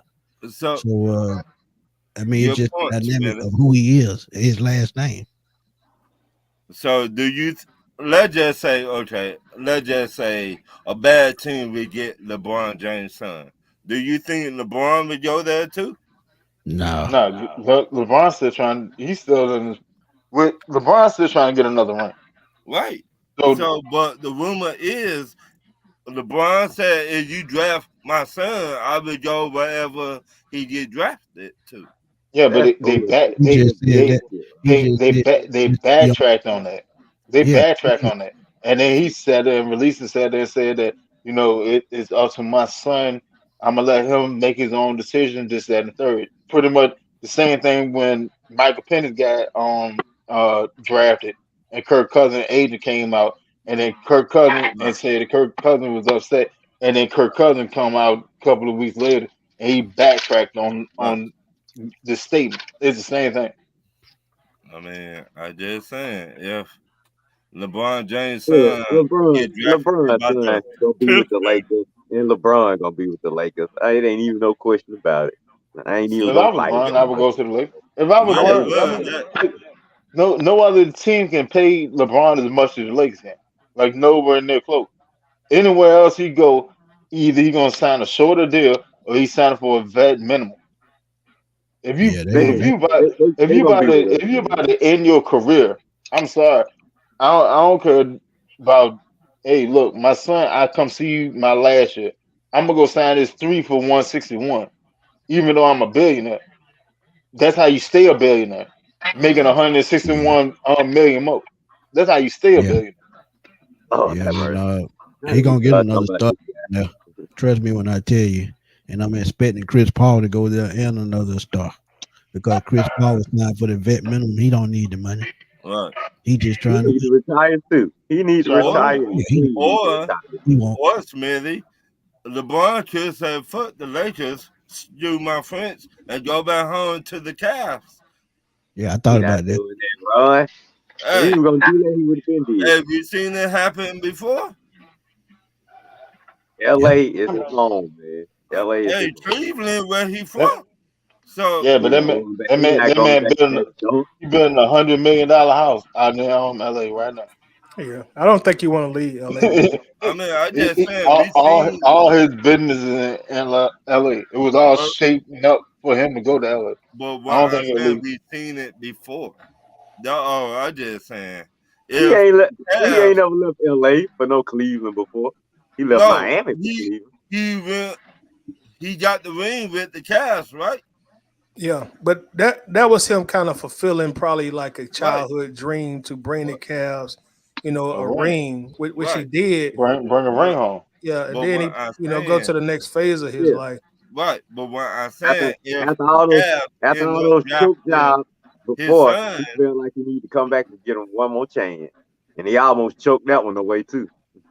yeah. hey, Yeah, Yeah. I'm kind of like you, Red. I think at the end of the day, LeBron gonna be in LA and Bronny gonna be in LA. Yeah. Yeah, I'm He because gonna be already the James his clan. life ready is for it. already out I there. ain't gonna even fight Yeah, no Yeah, more. everything. All Hang his tight. I money, just hope he all that his boy better money come in making here and play aspect some defense and shoot interest threes. I for the know most that. part is on the West Coast, and majority is sitting in LA. Yeah, I But mean, Titus, I think it might be a blessing though, a disguise, because if he is on the Lakers, I know LeBron gonna dedicate every practice all the time, all his free time, to make sure that boy get better. I mean, so he gonna make sure he ain't gonna let his son embarrass himself. So I don't know. I think it might be a trust blessing. me. The baby boy gonna be the next Bryce. LeBron. Yeah, Bryce Hey, be nah, LeBron will be long Bryce retired like that. before Bryce. Yeah, Bryce is Yeah. way better than Bronny. right. Yeah, I've been saying that for Matter of years. fact, Bryce Bryce can is get like the that. lead by himself. I don't know if it's the glasses. I don't know if it's the glasses or not, but that boy, he got 20 plus on the hoop, man. That boy a sniper, Jack. I'm trying to tell you, and he tall and lanky. Yeah. I just say, look how he built. He built more like a basketball player than Bronny. Yeah, Hey, he's 6'6.5". Bronny kind of built like a cornerback. Mm-hmm. Yeah, exactly. Bronny built like built like an actor. South Garden. He in Hollywood. He built like an actor. He need to become Hollywood and start acting. Yeah. Go on and get you a sitcom, Bronny. Hey, if it don't work out, he already in LA. His daddy got a production company. I'm a former player. I'm a former athlete. I'm already in Hollywood. He might. Hey, They might just set him up. Bronny gonna be the new host of Entertainment Tonight when Kevin Frazier retire. They're not good. They don't pay enough. What? All right, y'all. So let's go to our next subject here. Let's go back to Falcons football. I want to let's talk about something that came out during OTAs about Bijan Robinson, and I'll let him tell it, and then we could talk about it. I'm gonna be more of a runner that does everything else, like not as much. I don't know what the plan is, but like it's like run first, like I did in college, and then still having that access to go to receivers, still having access to do creative things out the backfield. More so like like how they use Christian down there in San Francisco, like something like that. So that's kind of what like the plan is here. I'm still.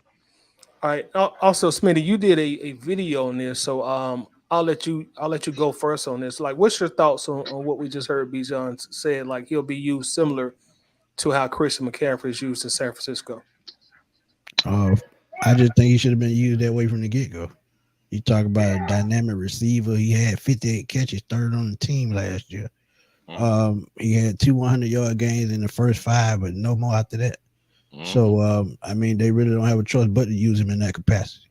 And this is why I said Kyle Pitts is the key to opening up this offense, because if he controls the middle of the field, that means Bijan going to control the run lanes and he going to control the screen pass. So you get a dynamic guy like this to football, he's a double-digit touchdown guy easily. So I agree exactly with what he's saying. In this system, it's the same thing they run in San Francisco.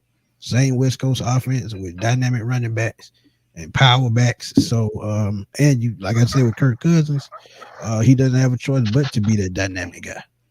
So, yeah, I agree with him 100%. They have to use him in that capacity. Let's not. I wish you stop speaking on it too much or saying bringing another guy into it. Don't say what Christian McCaffrey is doing. Just say they're gonna use me to the best of my ability. Because you start comparing what they're gonna do, what they doing in San Francisco. Now, folks gonna be expecting you to have Christian McCaffrey numbers, and I don't want to put that limit on you. Just go out there, run the best of your ability. They're gonna use you, put you in the best position to win, because we already expecting you to have 1,000 yards at least. So that goes without saying. But as long as they're using him to the best, put him in the best positions to succeed. And I'm not too tripping on how much he catches. Yeah, I prefer him to use him best out of the running game. We got catchers, but if Zach Robinson can find a spot to mix in the pass catches out the backfield. But like I said, just go out there and bust your ass running that ball, hold on to the ball, and give me 1,000 yards like I expected last year. All right, let me ask y'all this, and I probably speak for somebody that's watching this. I know some people are saying, well, Bijan just said, and also Zach Robinson reiterated the same statement. What's the difference between how Bijan was used last year with Arthur Smith compared to what they're talking about now, how the 49ers will use McCaffrey? Like, can anybody more educate us on exactly what they're saying specifically? they move CNC everywhere. Everywhere you don't know where he's coming from. They move him everywhere. I think the way I think Kyle Shanahan's offense is way more creative than Arthur's Arthur offense. Smith did not give a damn. He just was Well, at least whatever Arthur Smith was trying to do, they didn't execute. Either he didn't execute it well with the play calls, or they didn't execute it well on the field. I think this season we have a better chance of executing plays better. Like I said, I think Zach Robinson to be a more stable offensive coordinator than Arthur Smith was, because he don't have all the responsibilities that Arthur Smith had last year. Zach Robinson, your job is call the offense, make sure we're in a position to score points. That's it. Not the head coach. You don't have to worry about the defense, special teams, the media, or whatnot. Nothing, all that. All you got to do is get this offense back to where we was when we was in the Super Bowl, and that's top 10 in the league, really top 8. You do that, Zach Robinson, you've done your job, and I ain't got no complaints. All right, and also, let me get this super chat real quick, y'all. This coming from Atlanta Falcons Pandemic says, "Bait," and shout out to you for the super chat, bro. We appreciate it. I agree. He says basically he wants to be used as a scat back. Agreed. And that's all he is, actually. Right. That's all he is. All right, last season he was used as a weapon. He was a running back by title, but he was all over the place instead of actually running the ball the way he's supposed to, getting the touches that he's supposed to get as a running back. All right, so then you have a player like Christian McCaffrey, who is a running back that is able to do everything. That harkens back to a little Damian Thomas and Marshall Faulk. That's what it means being a runner first, and then I branch out and do everything. It's like a center in basketball. A center in basketball is supposed to control the paint, get the rebound, easy layups, all that. That's your foundation. Then you expand your game. Then you're able to learn how to step out and go shoot jumpers and get that ability where the coach will allow you to go shoot jump shot and shoot three. But you maintain this thing first. And that's what Bijan need to get back to. He need to be running that rock first. Bijan should get no less than 270 on curve. Either. It doesn't make sense. Bijan should have had like 12 to 1,300 yards rushing alone last year, but he was used as a weapon instead of as a running back. Right, and you got a guy that couldn't even draw. He can't even draw boxes on the sidewalk to play hopscotch. That's just how bad his play card was. But when you have a guy that's been in the system like Zach Robinson, but y'all got to remember Zach Robinson played quarterback as well at Oklahoma State, and I think that makes a difference because he can sort of communicate a little bit better with the guy. So a guy that plays football, and see, that's why I think Arthur Smith has not been successful, because he played offensive line, so that is where he was good at, blocking.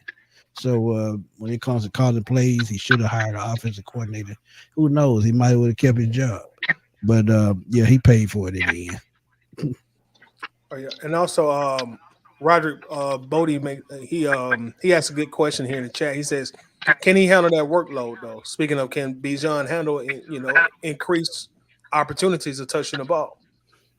He got a partner in Tyler, so he's not by himself.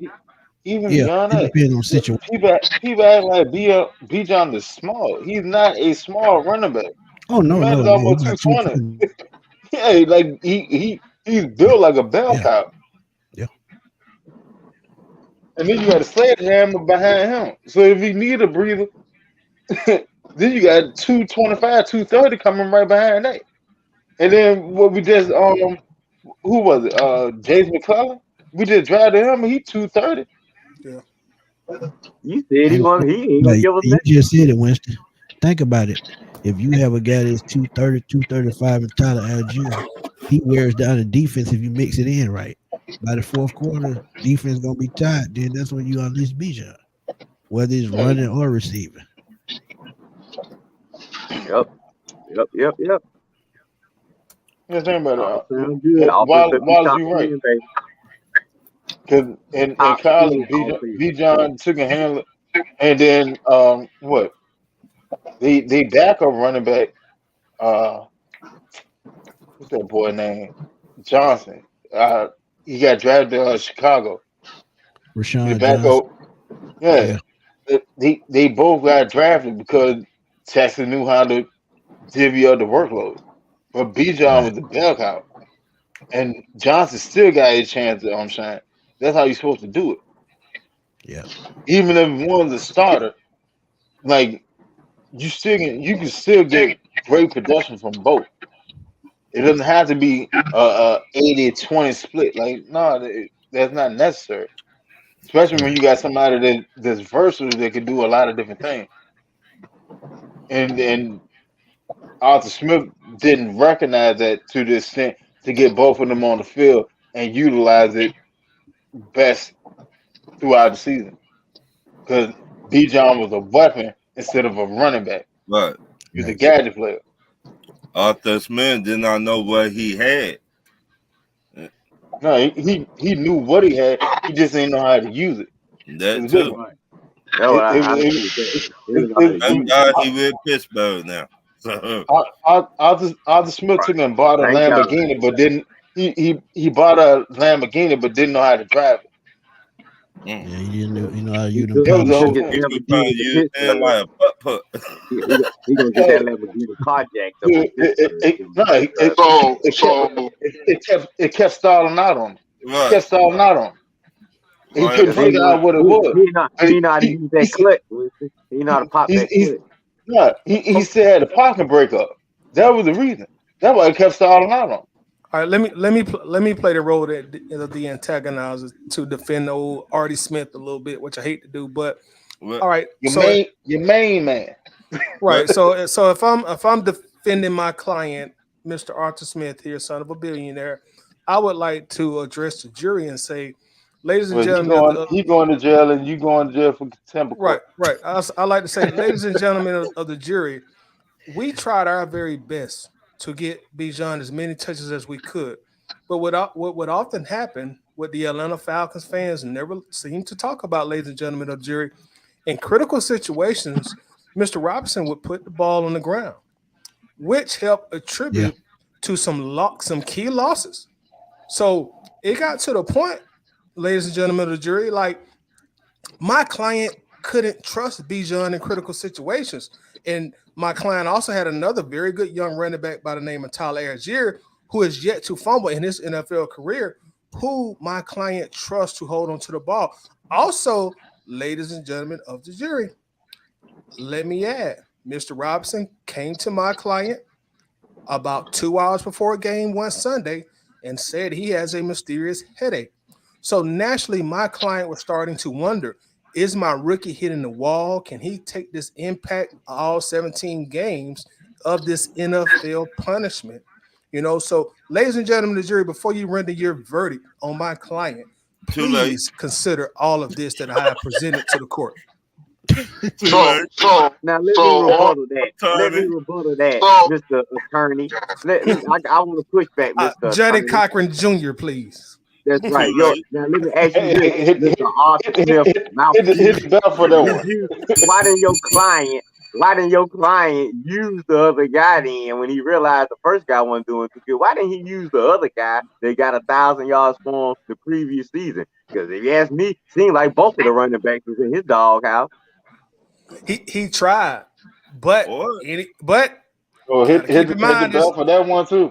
These Falcons fans, they'd always come out to every game. Why are you using Bijan? Why are you using Bijan? Why are you using Bijan? You drafted him 8. Why is he not playing?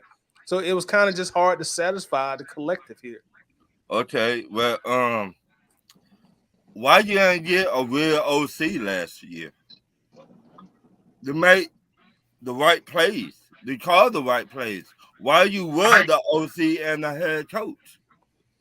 My client is a great OC. We unfortunately had bullshit. a bomb at quarterback who could not be trusted to throw the football. You know, wait a minute. You're gonna see this in Pittsburgh when my client shows you guys in Atlanta what he's really all about. Wait a minute. So that right there is the key. That right there is the key thing you said. Yes, Bijan put the ball down, but I don't think we can really judge him off of last year because we had bums at quarterback. So teams knew that and stacked the box. It really didn't matter. It really didn't matter. It really didn't matter who they put. Who they put in the backfield. They were gonna have basically the same outcome. Because I mean, you can't when 8-9 people in the box. I mean, you really do much of anything. So that would be the only thing I give him. But the fumbles is all on him. But I think with a competent quarterback in the backfield, able to really sell play actions and stuff like that, then I think Bijan and Tyler Algier both gonna eat this year. I think they both going. One of them definitely gonna hit 1,000, and I think the other one will be damn near close. Yeah, Coach. Now, Coach, that is good. I think Arthur Smith needs to fire his previous representation and hire you because you explained it better than the agent did. To me, Arthur Smith did not know what he had or who he had on this team. And he had too much on his plate. That's what it is. Trying to be the head coach and the OC, instead of you bringing in a real good OC, you lost your job, player. So I'm gonna be the devil's advocate. I'm gonna be devil's advocate. I don't think he had too much on his plate. I think he just had bad judgment in Desmond Ridder. I think he truly thought that he could make it work with Desmond Ridder. Well, I think that was the problem. He had bad judgment in all the quarterbacks except for Matt Ryan. But Matt Ryan was a guy. So he was last week. I agree, Coach. I really think as far as the quarterback goes, we all know that played a real key part in Arthur Smith leaving, and a little bit. And I don't want to seem like I'm just totally defending him because I was good with him being fired, but me too. He didn't really have an opportunity really to get a quarterback. We didn't have no money when Matt left. Nope. And we could all go back and say, well, he should have drafted Justin Fields when he's had his chance, but Justin Fields is now a backup. He didn't even get a 50 option, so we can't say that was we missed out on Fields. Still ended up with him. Right. Justin Fields taking out. Justin Fields taking out like a running back. About Justin Fields. Your first head coach position, and it's your first year on the team. You got to take a quarterback, even if you don't think you got to take a quarterback, because you see where he looked after 3 years. You have to take a quarterback. So you see what the Raheem trio did. You see they not fucking around. They got 2 quarterbacks. So I'm saying, but we have money. We have money though. Right. I'm a rebuttal that. Well, I'm saying you draft a quarterback. You draft a quarterback, even if you may not like the guy. You still draft a quarterback. Hold on now. Wait, you saying a new regime should draft a quarterback that they don't like? No, he talking about Arthur Smith. I'm saying instead of taking Kyle Pitts, they should have taken one of those quarterbacks in the draft other than Kyle Pitts. It was somebody in that draft who they had to believe in. No. And if it ain't nobody in that draft you don't believe in, that whole draft, Matt Ryan that you gonna keep him for the next 2 years, or at least just say you say Matt Ryan is my guy going forward, and we're gonna try to win us a quick Super Bowl. But whatever the plan they executed did not work. Now if you gonna use money as the 2020 draft, 2021, 21. What was their first pick? 21? That whole draft was horrible. Like that, like you ride it out with Matt Ryan. Red. I ain't gonna hold you. Like that draft quite possibly could go down as the worst quarterback draft of all time. Most Agreed. disappointing, I'll say. But Yeah. I'm gonna tell y'all, I said this from the beginning. A guy like Michael Parsons is on the board that can come in and change the dynamic of your team. That's what I Come said. on now. And He think about what he's doing in Dallas his first 5 years. Guy with his first pick. Think about what He should have, but think about what Parsons could have did alongside Grady Jarrett with AJ Terrell sitting there batting behind him. Yeah, we know. All the interceptions that everybody sitting there harp about AJ not getting, he would have. He would have. We are not a defensive team. When we ever took defensive guys high in the draft like that, especially a new regime. And why do you think our defense suck? Why you think our defense suck? Okay, but don't get mad at me. I'm just telling you we weren't taking. No, I'm just saying. Like just like you just said that. Just go to the pass rush. Why you think the pass rush suck? Because we don't take people as pass rush. We don't invest in pass. We don't invest in pass. We don't invest in. The last time we had a first round pass rusher was Tad McKinley. Or he don't count. I was finna say we take the wrong pass. All right, so then we go Vic Beasley. Vic Beasley had one standout season. Yeah, right. When we do take him early, it's always the wrong guy. It's the Jamal Andersons and the big. We got scared out of the shot because you missed. Right. I mean, y'all got to stop crushing Vic Beasley though, because he brought when had 8 sacks in the season. I'm with you on that, Smith. Okay, Vic Beasley obviously wasn't what we thought it would be, but if we kept Vic on the line, Vic. Oh, go ahead. I do think that we are overcritical of him a little bit. To me, we treat him like he was just his ultimate bomb, but he produced some sacks. You know, like Spinner said last. Yeah, I think he's top 7. What like top 5? Oh, he's like top 5, man. He's somewhere around there. I think he's like 5th. I think he's like 5th or 6th. Yeah, he like you talking about all time for us and sacks? For us, yeah, all time. He like 5th or 6th. 5 He's years. somewhere in there. That let you know we ain't had no decent pass rushers. Because we don't invest in it. That's why I'm sitting there snapping all off. Made more sense. That's why Michael Parsons made sense.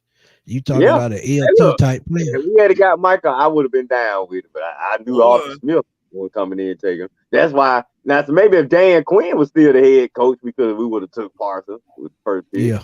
Yeah. Or if Raheem was the head coach, or say like going into this next draft, it's a Michael Parsons type player at the top, and we or wherever we picking at. Of course, you know Raheem gonna take him.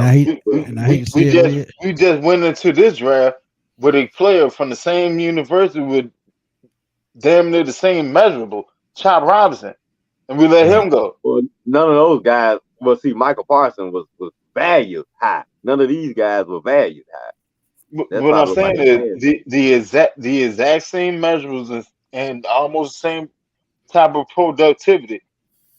Everything mirror image close. We let him go too.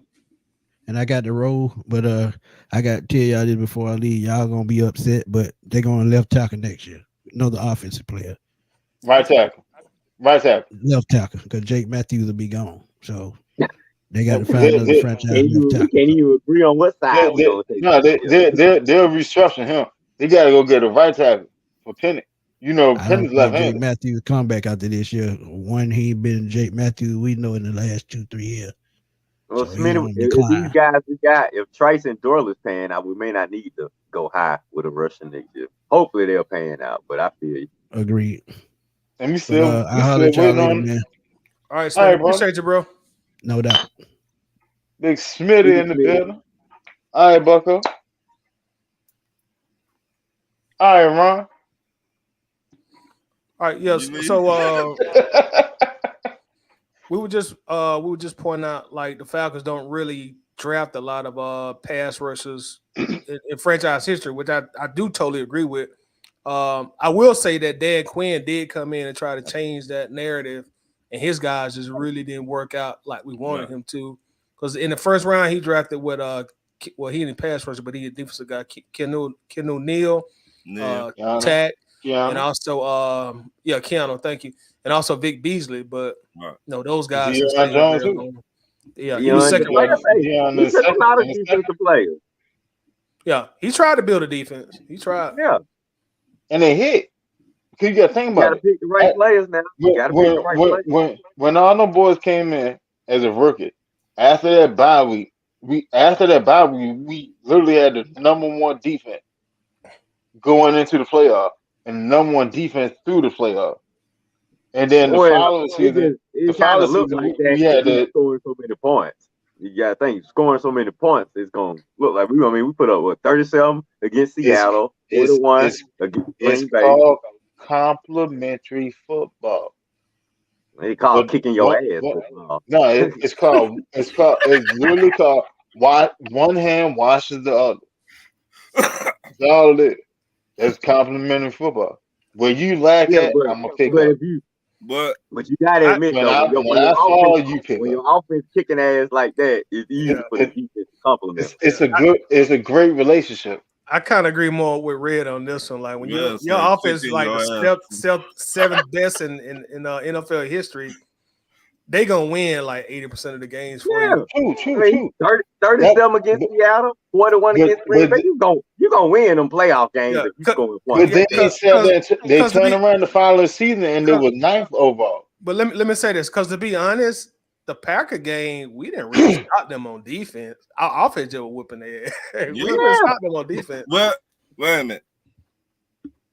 We made the running back fumble, so that helped us too. Go ahead, Ron. Go ahead. How many points the Packers put up that game? Ball? He on our side. He just said we made the running back fall. It would have been like 37-17 or something. Right. So it was like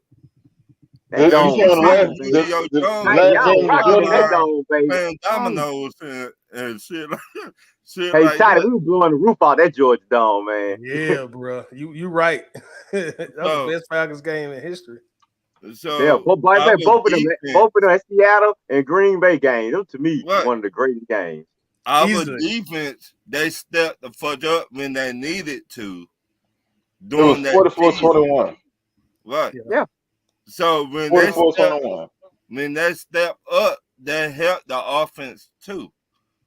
And how you help the offense, you give the ball back to the offense. And that's what they did that year. Now that Panthers game, that same season, when I think we went over 500 yards. Matt threw for 3. Julio went over 300 yards receiving in that game. Julio had 3 on the head and a touchdown. And touchdown that year. Now that was like 44-28. Matt had 503. Right. Okay. So Matt did throw for 500 yards. Okay. So yeah. 503. Go back to might have been 501. It's 1 or 2. 3 touchdowns. 1 touchdown. And he hit the 300 with the his last catch, 75 yards. Put him right at 300. Yeah, the very next day, when we beat the very next day, Ben Wickery got fired from the Panthers. Right. That was the corner, number 25. Got skinned up out there. That's what I'm saying. When you beat teams like that, man, it's easy for your defense to compliment you, and that's what I'm expecting Kirk Cousins to come out and do this. I ain't saying he's gonna be maybe not to the extent of 2016, but at least, man, drop 20, 25 to 28 points a game, and let our defense complement the offense, but let our offense lead the way. Ray, let me ask you this. All right, say we have that offense with the defense that we had in 2021.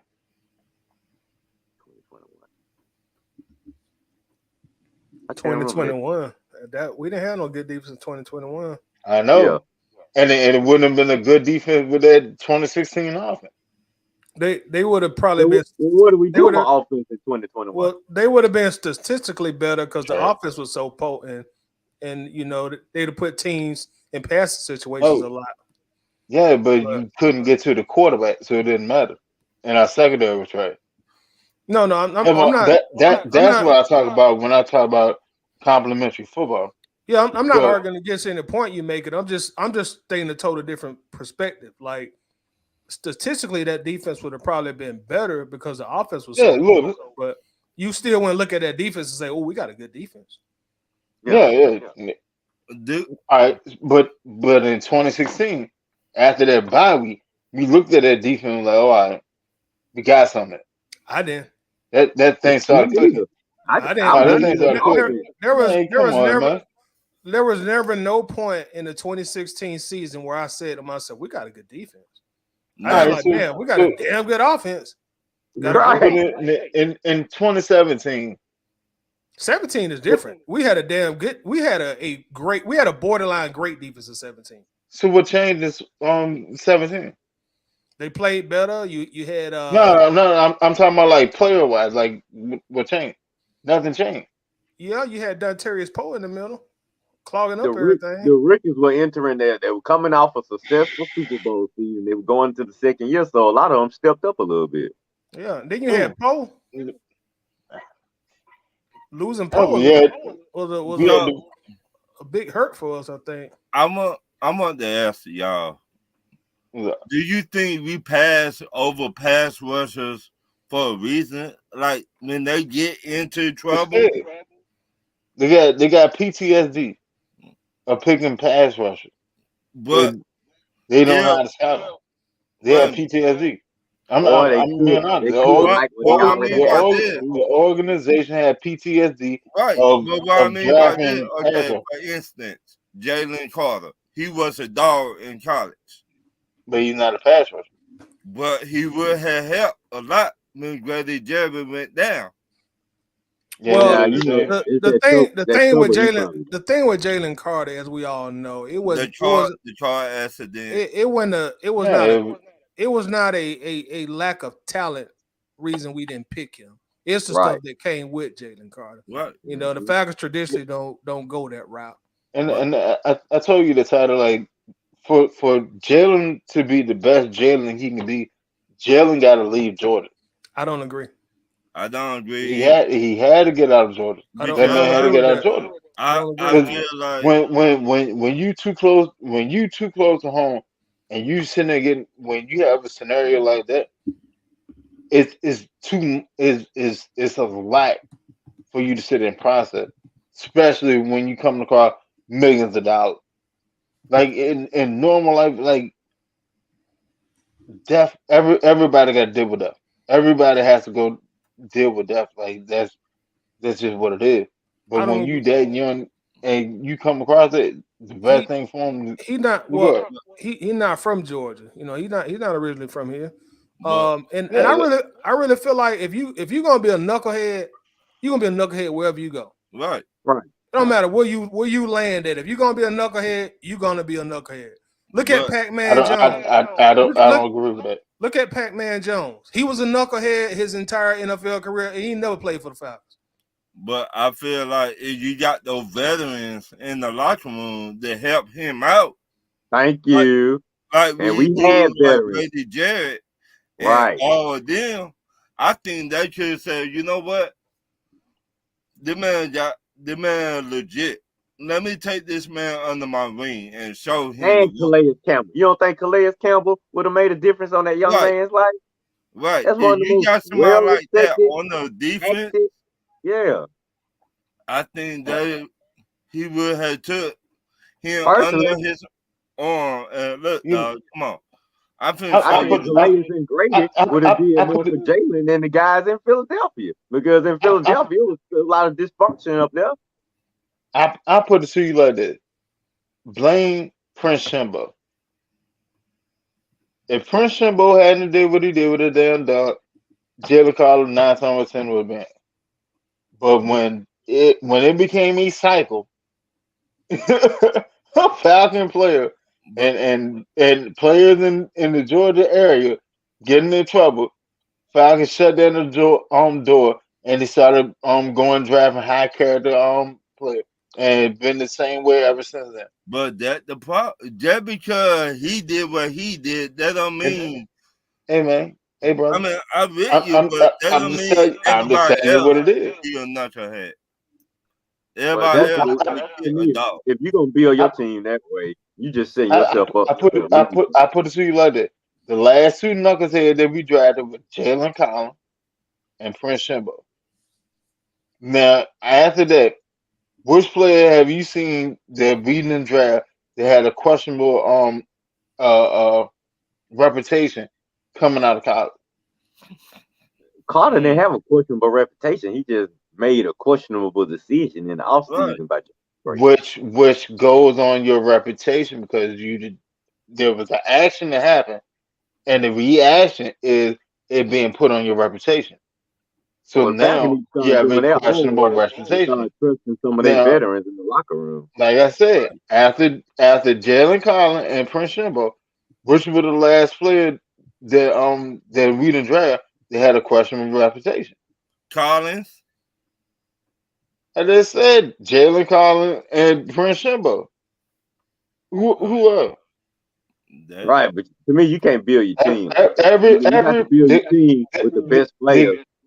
The closest that we done got to somebody questionable was Adrian Snide.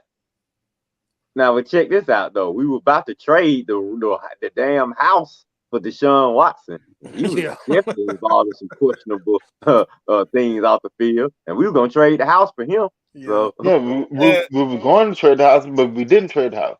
And we all know because we backed out every night. We did back out because when Cleveland came with the offer, we had time to offer again. We didn't. We backed out. No. We can't get him. We can't get him 250 guaranteed. No, we couldn't match what they offered. We couldn't do that. Yeah, we could have made moves and got that. But at the same time, come on, bro, we was over there like two something anyway. Okay, so they offer him 230 fully guaranteed, right? Mm-hmm. You really think the Falcons going to offer him 235 fully guaranteed? You want a quarterback, you gonna go and do it? No, bro. No, you gotta admit, Red does make a great counterpoint when he say Deshaun Watson. Because we were full, we ran Matt out of the town for him. Yeah, right. Matt and that flimsy arm ran Matt out of town. We were just trying to get right. What I'm saying, the point I'm making, yes, Matt was on the decline, but the point I'm making is you ran a clean cut golden boy out of Atlanta in pursuit of a guy who had all kind of mud on his name. You know, so that's the contextual point that I'm making. Along that line though.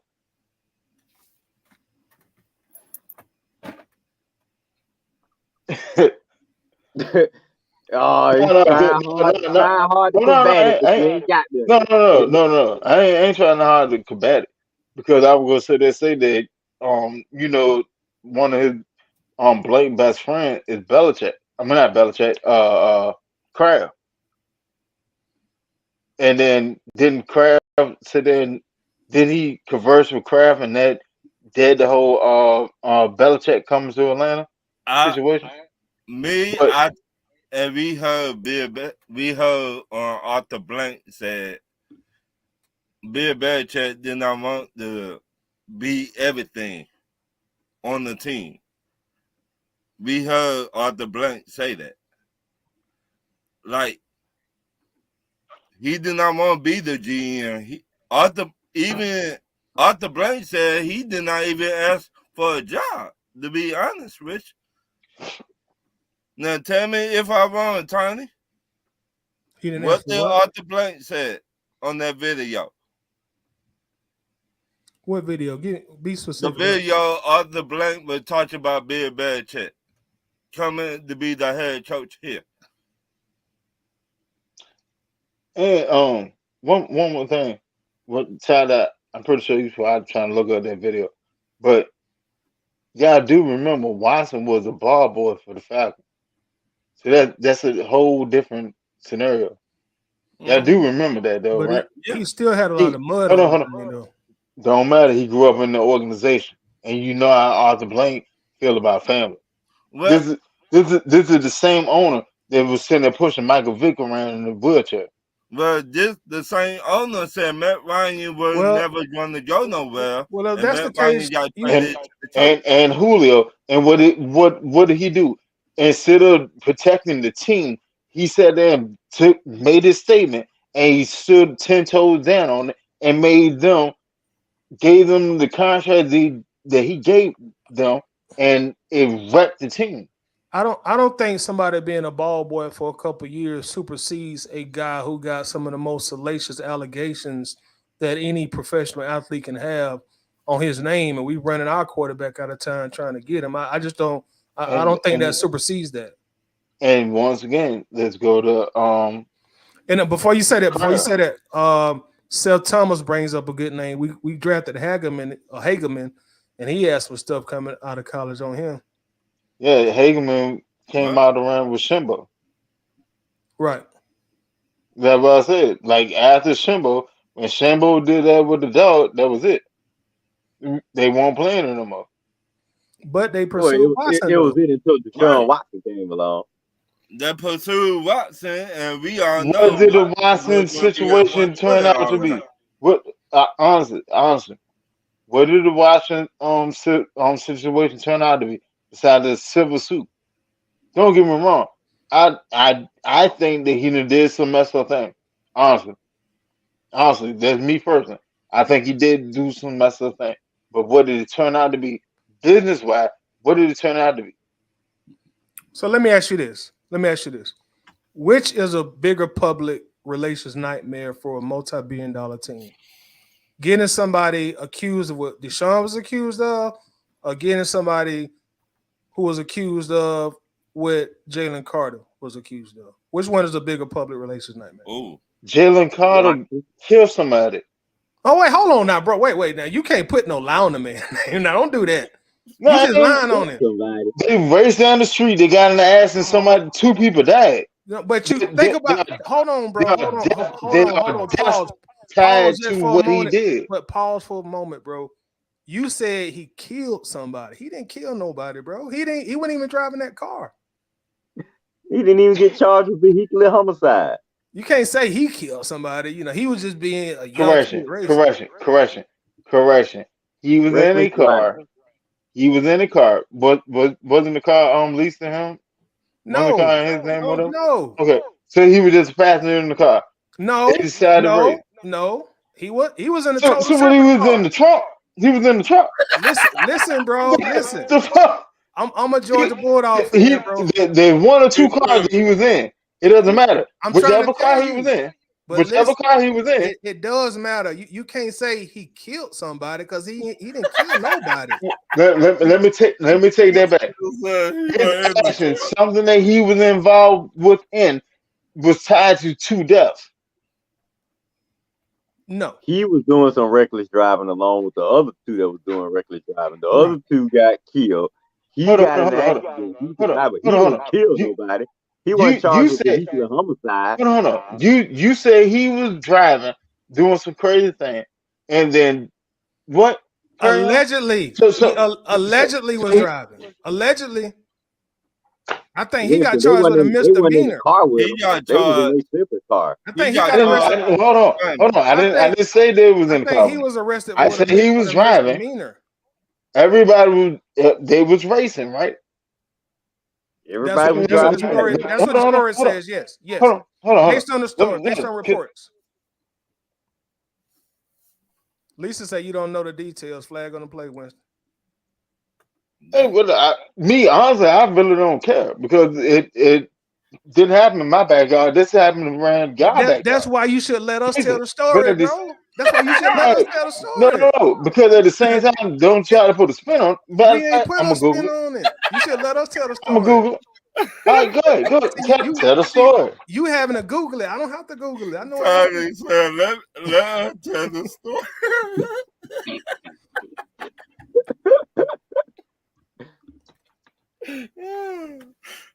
But yeah. Go ahead, Tidy. No, go ahead, Tidy. Allegedly, as the story goes, allegedly, after the game, Carter was in one car, other students and a player a person who worked for the school, Georgia was in the car. She was a trainer, right? And allegedly they was racing. And the two people that were killed were in a total separate car than Jalen Carter was. Now, Jalen Carter never got charged, like Red said, for vehicle homicide. He never got charged for felony. If memory serves me correctly, he was charged with a misdemeanor. Right. And I hadn't heard nothing about no court cases since that time. Because hold on. Because this is from Atlanta AP. It says, and I quote, Victoria S. Bowles was riding in the backseat of a rented Ford Expedition driven by fellow UGA recruiting analyst Chandler LaCroix, who died in the January 15 crash along with Willock while racing Carter at more than 104 miles per hour, found the Bulldog College Football Championship. Now this is from y'all newspaper down there. Right. But what's your point? Because we done said it already. What? Better hurry, because Coach don't got back on here. He waiting for you to say something wrong. I don't know nothing. I don't know nothing about the situation. I ain't gonna say nothing. Jalen Carter was arrested for misdemeanors. He didn't even get a felony arrest. So that's because he left the scene. Y'all don't remember that? Jalen Carter left the scene. When the accident happened, he left the scene. Went wherever he went, came back hours later. Y'all don't remember that? He still. I don't know. Come on, man. I don't know all the details. None of us know the details of what happened that night. But my point is, he was arrested on. And that's exactly why the Falcons didn't draft him. That's exactly y'all making my point. No, we already said that. Everybody already said that.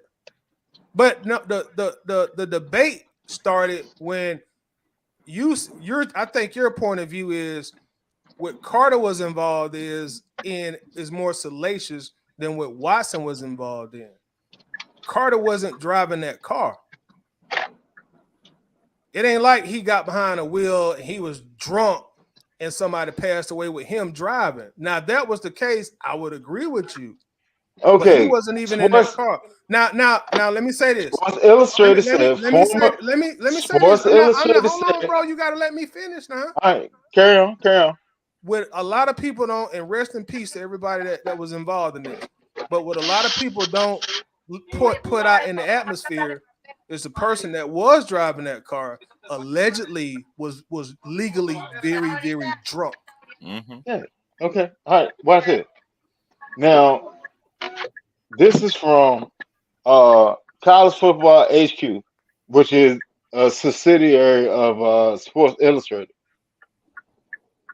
It says, former Georgia football star and Philadelphia Eagle first-round pick, NFL draft pick Jalen Carter was driving with a suspended license on the night of a fatal car crash that killed 2 people in Athens, according to court documents and media reports.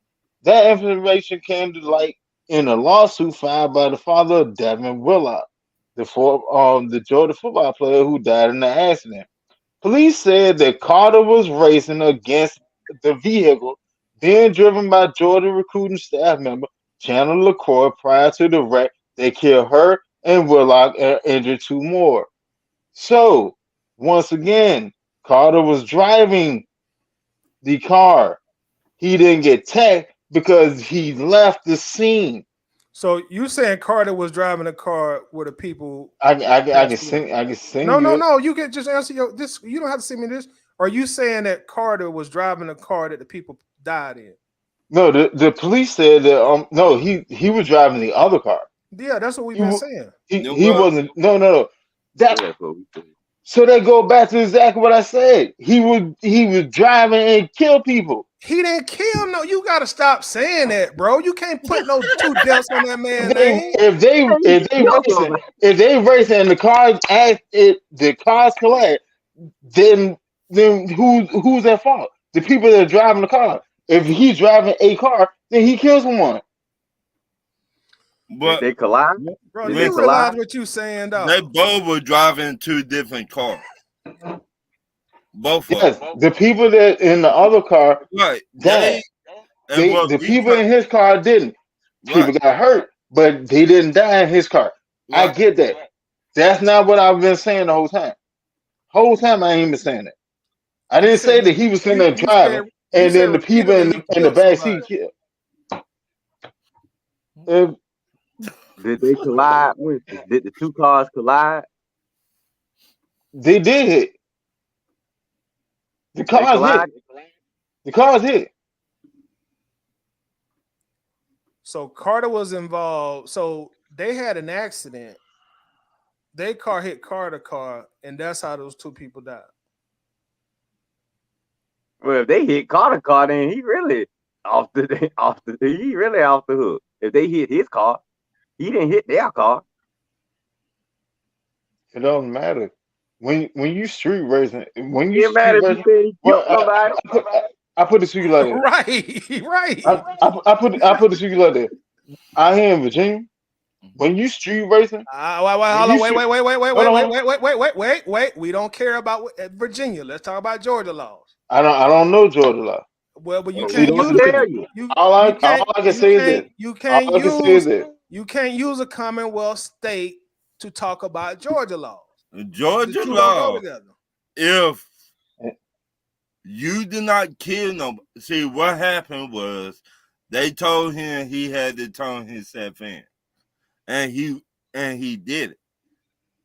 So after that, he got sued, I guess, by his best friend, father, family, and they settled out of court. So now he ain't go to jail. He just had to turn his all that. I'm not even impressed over. All I said was that the man was involved in deaths of two people. That's it. I take the kill out of the board.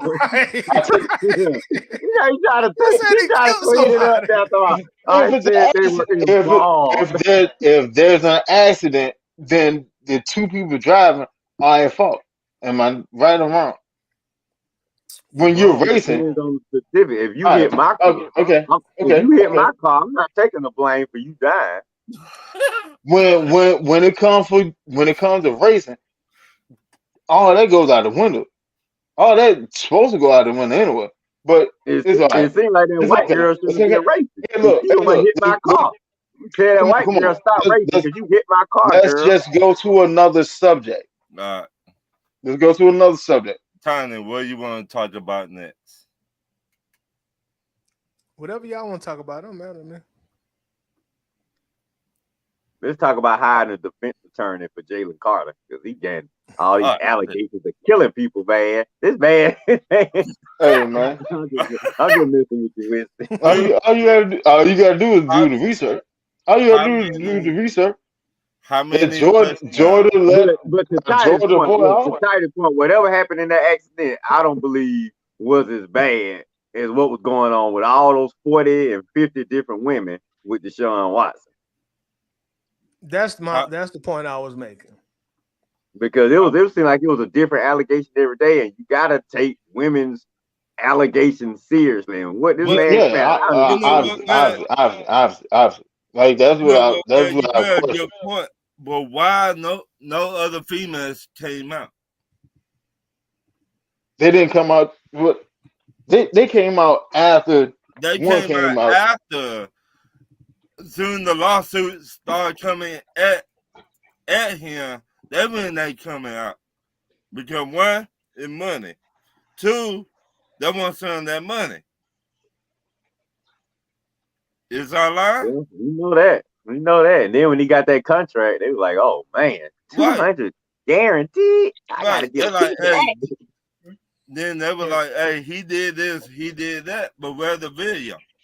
And like I say, Arthur Blank, I don't really think Arthur Blank wanted to deal with all that. If you ask me, what you rather deal with?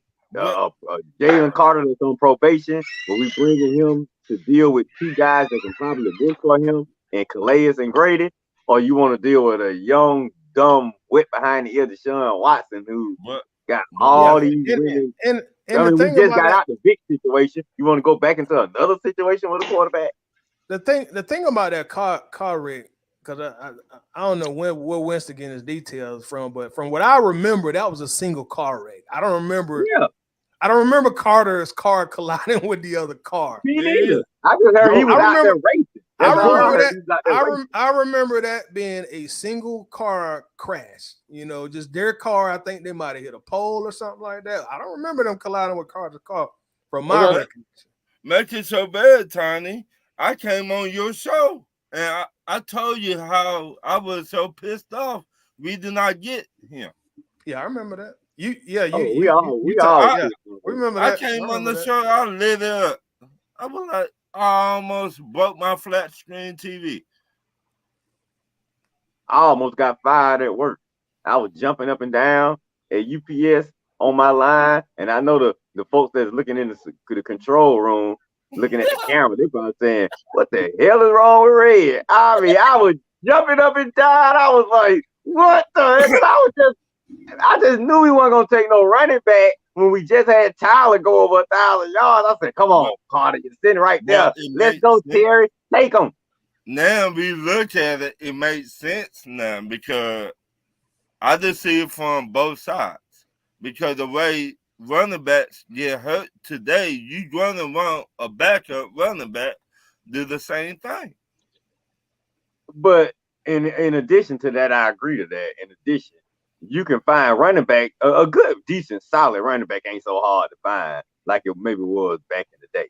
To me, you can find you a capable running back, and you can find you a capable receiver if you got an above average quarterback, and if your defense on point, then okay. If all you need to do is go out and find you a running back and receiver, I think you should be able to find one. You don't have to sacrifice the 8th pick in the draft, because to me, a running back is easier to find than a guy like Jalen Carter. If a guy like Jalen Carter is sitting there at number 8, you gotta take him because you can find him. You sure? Fundamentally wise, you always say the bigger, more athletic, pronounced player. Because I think it's hard to find a good running back then. So you tell me you think you can find a Jalen Carter before you can find a running back that can help us out? Yes. We found Grady Jarrett in the 5th round. Where we gonna get a Jalen Carter from? We got Grady in the 5th round. In 5th round. But Jalen already better than Grady as a rookie. Come on now. Yeah, Jalen was way better than Grady as a rookie last year. Look at all the players that's around him. Bro, yeah, we acting like Grady was playing with chopped liver, man. No, he was for majority of his career. He played next to David Amyamata last year. We ain't talking about last year. No, we talking about. No, my statement was that Jalen Carter was better than Grady was last year as a rookie. That was my statement. I didn't say Grady's better year. Didn't Philly have 2 edges that had double-digit on sack? I'm assuming they did. Yes. Okay. Jalen Carter he had better pieces around. Still led all rookies in sacks. When the last time we had any player had double-digit sack? Right now, Jalen. If you'd have brought Jalen Carter to the Falcons last year, he still would have been better than Grady Jarrett, bro. Still, I don't believe that one. He would have. Did you not watch Jalen Carter play? Yeah, I watched him. No, this man was in limited snaps. Yeah, I watched him. That's my point. Imagine if he played full time as a starter. No, hold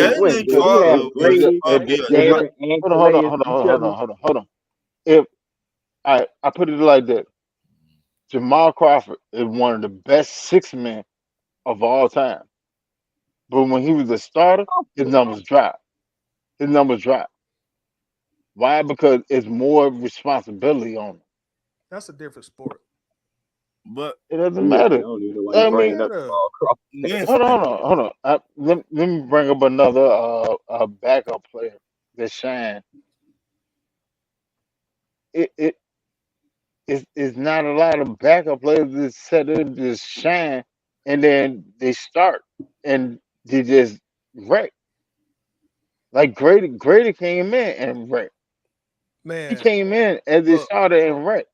before Jalen Carter got in the situations he got in, he was projected to be possibly the number one draft pick. That's how Right. talented. Understandable. And Understandable. my point in saying that is when I say he was better than Grady last year, that's not a stretch of the imagination. What I'm trying to say is he had number one overall draft pick talent. So it's not a stretch of the imagination to say, yeah, he's better than a guy who's 31 years old. Yeah. Jalen Carter would have helped our defense. Point blank. Yeah, he would have helped our defense. Understandable. I think Understandable. Jalen But I don't think he Carter- would have been better than Grady in our defense. Shit. I I don't think. I don't see Yeah. it. I don't that know. Winston, What you Grady must probably be your need guy, to man. look at those tapes in college, dog. Man, you talking about Grady college? probably got one more year left with us, Winston. Everybody that made it to the NFL shined in college. I'm gonna say it like this: Jalen was better than Amyamata last year, and Amyamata was better than Grady last year. I agree. We I talking agree. about two total different tiers of interior linemen. Matter of fact, I don't even think that. I don't think Carter played enough snaps to actually be ranked in a lot of categories. He played enough snaps, man. You just you reaching hard to try He to reaching discredit hard. Carter, man. I Dollars. don't know where you try to discredit Carter so much, man. No, I ain't trying to discredit him. Look, I wanted Carter. I said that for the Really? longest. I really wanted Carter. I wanted Carter. And then I sat there and looked at it. And I looked at it. And I looked at everything that happened. And I was like, that's not going to be it. Bijan going to end up being the pick. I made a whole post about it. The first line of it, when I sit there and look at everything that we've done in free agency, we're not going to get Jalen Carter. The pick is going to be Bijan Robinson. Okay, I remember your take on that. So I'm saying that was like a mean month and a Carter half, couldn't 2 help months before the draft. But That's does that fair. mean Carter could not have helped us though? Carter still could have helped us. Yeah, Carter could have helped us. Understandable. Okay, well, that's what we tie in. I'm not knocking that. I'm not knocking that at all. But at the same time, when you look at Carter's productivity, when you look at his productivity, you have to look at the pieces around him too. How many years we sat and said Grady could have had better stats, but he didn't have anything around. How many times we just sat there and said, "Hey, Grady he's sitting there being double and triple team all the time." The thing about there's that nothing around is we put better players around Grady last year, and his play did not even raise. He still was where he had been the last 2 or 3 years. So maybe as Falcons fans, that was just a narrative that we were going with, and the facts don't substantiate that, as we saw last year. Because he wasn't even the best interior defensive lineman on our team last year, and he had good players around him last year. You can't say our defensive line wasn't good. I'm not saying they was not great. They was great, but they were good. And Grady's level of play still didn't raise. I'm not saying he was sorry he was trash and then like that, but we had some players around him. But he was solid. Yeah, he was solid. He had a solid season. He was solid. That's how Grady really been. Grady just been a solid average. Some year he maybe had 1 or 2 years he was above average. For the most part, Grady's been a solid piece for us. Grateful for everything he did. His 3 sacks in the Super Bowl were awesome. But it is what it is. And Jalen Carter, like Titus said, coming into last season, Jalen Carter as a rookie would have been better than Grady as a veteran last season. And that would have helped our entire defense. Just having that presence on the defensive line, at least 2 people would have had to be focused on Jalen. You still got Calais Campbell. You still got Grady. You still got David Amamata. That would have helped the defense. You probably could have got a few months back. That probably would have helped Grady out. having Carter here. So, hey, I was pissed. but Bijan, like Winston said, to Winston's point about Bijan, looking at how the team is set up now, going into next season, because we are going to be more offensive oriented, then now the Bijan pick makes sense because we got rid of the old regime. But like I say, me and Ron, we still pissed off that he ain't we take it. I wanted Jalen. When Jalen took him and grabbed which quarterback was it? When he grabbed him and picked him up, It was I was like, yeah. No, I Jaden was like, Daniels. yeah. that played for Tennessee. No, it was Jaden Daniels. I was like, yeah, man. And he playing our backyard. Bet. Let's get him. Let's get him. Like what? And then as soon as that news came out, 2 people died right after the game. Yeah. Like, well, that does that. And then we spent what, $80 million in free agency on the defense? Yeah. Boy, here you go with that. That was it. Yeah. Which one was it more though? Was it the free agency decisions or was it the trouble he got in? Oh, the trouble took him off the board for us. Okay. The trouble took him off the board. Mm-hmm. All right, so Lisa has a question. She says, "So Tyler, was it a mistake in not taking Carter?" Me being honest, I think right now it's too early to tell because being fair and objective. Maybe Carter does turn into a knucklehead year 3 and year 4. So I think in order to honestly answer that question, we got to probably give it about 3 more years and see how Bijan turn out and see how Jalen Carter turn out. All right, when they both up for the extension, then you have conclusive evidence. Yeah. We need more time. And Turamuti says, hot take, Grady and Acuna Jr. both have 2 more years in Atlanta. You might be right.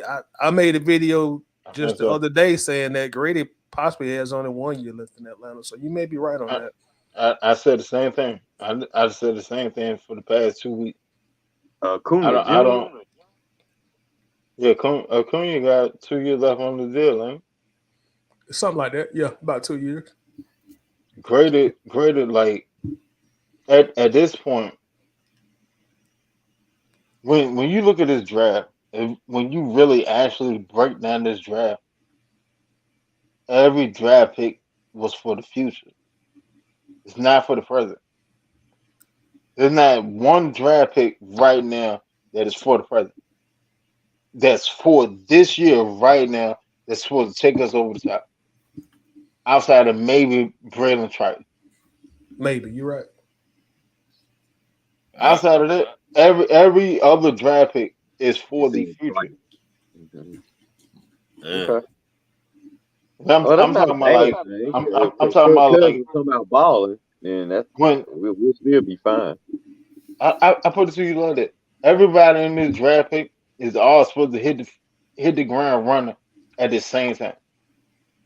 When Penix take over, Grady will be gone.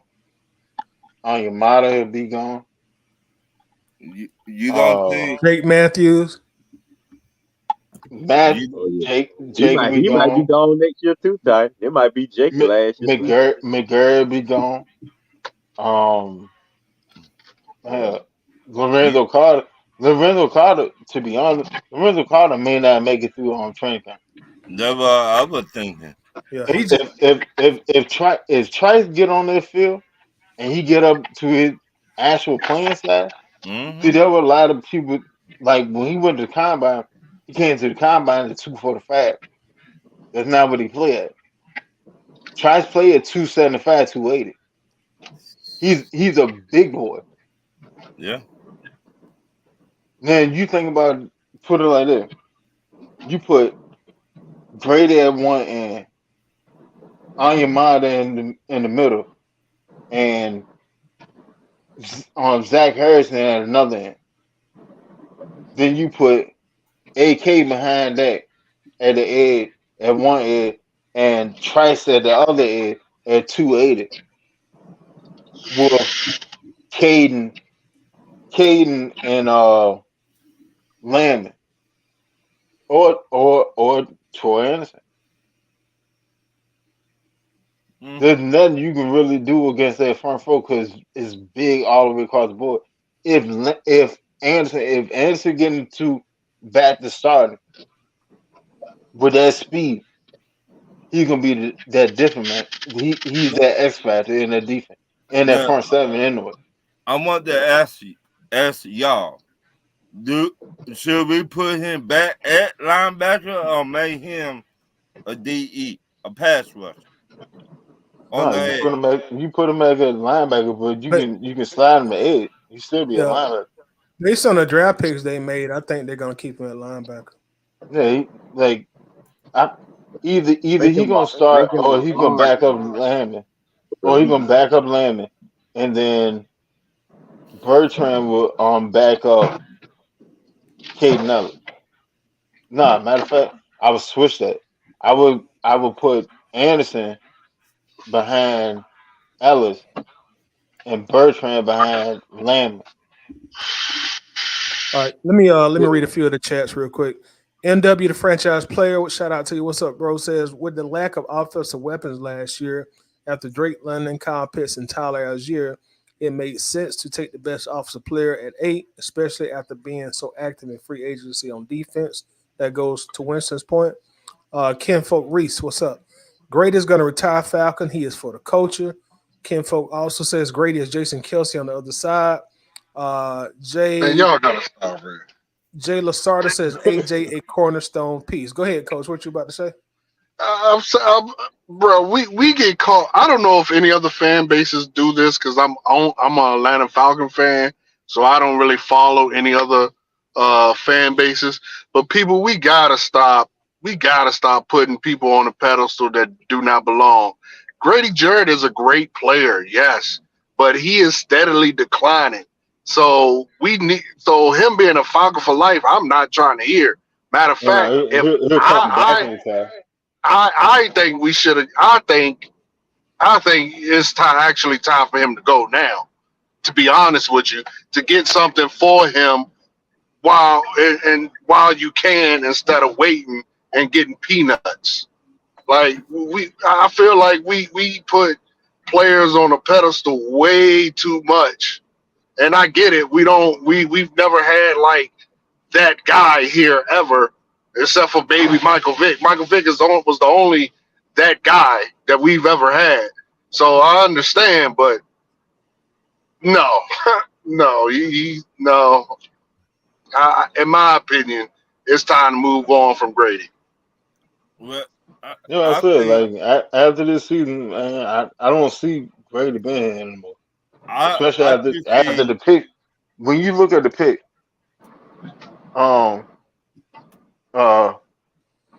Ruke.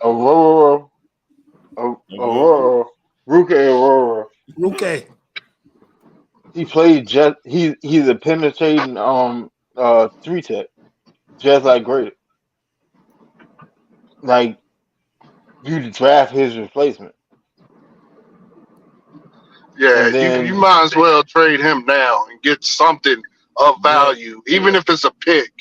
Get something of value because he's been in decline. If anyone is taking their fandom out of the equation, you will see that he's in decline, even before he got hurt. Wait a minute. You don't think he did help out the rookie for like 2 years? Man, I don't care about helping out no rookie. You costed my team money. You can help out the rookie, take the vet minimum. Give me some money back. You can help out the rookie. How you know Grady Jarrett will not do that? You don't know. You're right. I don't know, but he's not worth the money we're paying him. But he did teach the rookies. Again, I'm fine with that. Give some money back and then teach the rookies. How you know they're not talking about it right now? Well, it ain't happened yet. It hasn't happened yet. So So until it happens, that's what I'm screaming. But you Get the money back and then help the rookies. But You that can't, be you a can't, lot. you can't, When you you can't just drop take a him to a rookie vet under your minimum in the arm, middle of his contract. I know. I know that. That's why I said No, get money back. I was saying the run like you had to restructure him. But if you restructure him, they're gonna give him more years. but Unless Unless you like heavily front load the front of the contract so you can cut it. unless he does like, which he ain't gonna do, but I'm just adding this in. Unless he does like Heineke do and just take a old school pay cut, like let's tear up this contract and Yeah, write that, another. right. He's not gonna yeah, do do that. that. He's He ain't not gonna gonna do do that. Yeah, he ain't gonna do that. But that's the only other feasible way you could do it. After everything he done been through with his organization, shit. You Yeah. said But shit. but that leads to His what a lot of us are saying. This is possibly his last year in Atlanta because last he's year. gonna become too expensive to keep. But hey, never know. He might No, wake up one day and be like, you know what? I'll be taking a paycheck. He ain't gonna do it. He ain't gonna he's do not it gonna do it. because he can get similar money somewhere else with a different team. I don't think. What they could do, they could restructure his money where his guaranteed yearly salary is like $1 million, Right. and just put it all in signing bonuses, See, and then you may be able to operate with him right. I because don't think. it dropped the cap hit, and it dropped I mean well, it dropped everything and all that's relevant. But you will rather front load that salary bonus. Right. If we could, I just saying for an example, if we cut Grady Jarrett or his contract run out, I don't think he would go to another team. I think he's gonna be like Wally White. Be like, you know what? I cannot play no more with my boys. I don't want to play no more. I mean, like it's so many ways that you can figure it out. Cause like instead of front and like just totally putting all in the signing bonuses, you can sit there and put in like roster bonuses, uh, workout bonuses, training camp bonuses, Right. all that, Or and just then trade him, man. Or just trade him. This is going back to Coach's point. You just know, trade him. we trying to get creative on a guy who ain't worth, like Coach saying, he ain't worth $20 million a year right now. You know, That's what I said. Like, sometimes tough I decisions think have he'll to be be gone. made. You know, I and honestly, I think he'll be gone. if he don't have an exceptional year this year, I don't know if Grady gonna be back here, man. And Ron, I know you said what you just said, Ron. It makes me remember when Grady had that interview about a year or two ago. He said, "This is the same old shit. I'm tired of this shit." Right. Yeah, You know, so and a lot. I don't feel like Grady has this like undying loyalty to the Falcons where he only gonna play here. No, if somebody else can cut him a good check and he feel like that's a competitive team where he might can win a ring, I think he gonna go there. You know, Let's go ahead. Oh, my bad. My bad. I think he'll come back like on a 1 day retirement contract. yeah. Oh, of course. But you know what I'm saying. But after this season, I don't think Grady gonna be here. I honestly don't think he's gonna be here. Go ahead, Okay, Coach. listen at this, and I understand 2023 he got hurt. Okay, but in the last 5 years, he's had 19. He had 7.5 sacks. 20 he had 4. 21 he had 1. 22 he had 6. And then the only other thing I care about in his position is tackles for loss. 19 he had 12. 20 he had 8. 21 he had 3. He had a good year in 22 with 12, and then last year too. And I understand he got hurt last year. That is not a $20 million player make, in my opinion. It's time to move on. I agree because Amyamata puts up way better numbers and he don't make close to what Grady make. I think Grady make about $6 million more than what Amyamata make right now. And Amyamata is a better player right now today. Yeah, but that comes with being homegrown too, though. That's true. That definitely. And that's my point. Like, at some point we got to put the team over loyalty. You know what I mean? We need more. We need more pieces. We need better pieces. He's not. If you want to win it all, you have to take the fandom out of it, and the ownership. The ownership has to take the fandom out of it. Because don't get me wrong, like I'm loyal over everything. Loyalty and family mean everything to me. But that's out here in the normal world. In the business world, I got to do what's best for the business. Right. Because the business is before anything. That's the whole reason why people have jobs. Because of the business. And I got to put the business in the best position to be successful. And if you're not I mean, hell, if y'all, any one of y'all short of y'all job, y'all late, y'all falling asleep on the clock, or you know what I'm saying, you ain't producing up to standard. What happened? You call it. Hey, Joe said, come meet him in the office. Hey, look, we had a good go at it, and hate to say it, but I gotta let you go. I mean, think about the position he plays, fellas, and people in the chat. Take your fandom out of it. He is on the defensive line, and to have in 17 games 3 tackles for loss. I mean, there's no way you could tell me with a straight face, without it being your fandom talking, that he deserves to be an Atlanta Falcon making $20 million a year or whatever it is he's making. I know he's making a lot. I know that. Like, it's, he was great as an Atlanta Falcon. He was great. We'll applaud him. We'll applaud him. We'll thank him for his service and give him Das Boot. I mean, it's that simple. Yeah, I'm in agreement with you on that. All I did was say it's hard to find good D tackles these days. We see that.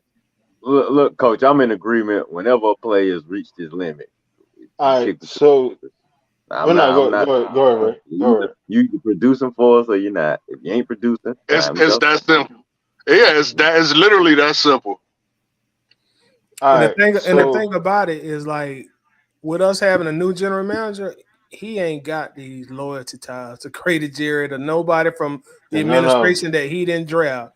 You're like, okay, it was great, good working relationship, but this is a business, and this is the next era of players. Go ahead, Winston. All right, so this is what we got for Grady Jarrett. In 2024, his age 31 season. And Ty, you said Grady birthday in April, right? Mm-hmm. He just turned 31. All right, so Grady's gonna make 15 points, 250,000. 15,250,000. So so proration on his signing bonus from his the beginning of the contract is $4,125,000. He got $1 million roster bonus. His cap hit this year is $20,375,000. Cap percentage is 7.98. But the dead cap hit will be $9,225,000. So it's saving. Next year 11.1. Yeah, you got to trade him. if the savings on 11.1, then you still taking a almost 9 million cap hit. Yeah, but look at next year. That's when everything changes. Look at next year. Yeah, I because think it's the last year. that dead cap drop. All right, so next year is 15 million 250,000. Signing bonus still the same. Roster still the same.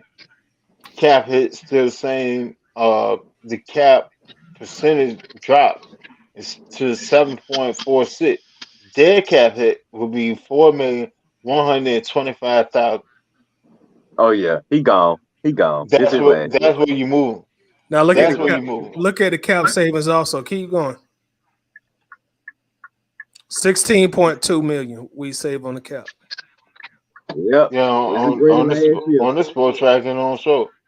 Yeah, it's 16.2. I hope he have a good year. Cause it's gonna be his last year with us.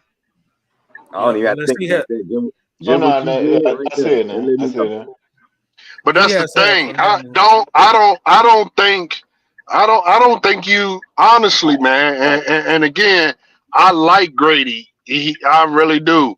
I don't think that you allow him to finish this season out with the Falcons, because there's too many things that he could get hurt. Yo, Well, if he got hurt, we can still cut him, and then still his dead cap still just be 4 million.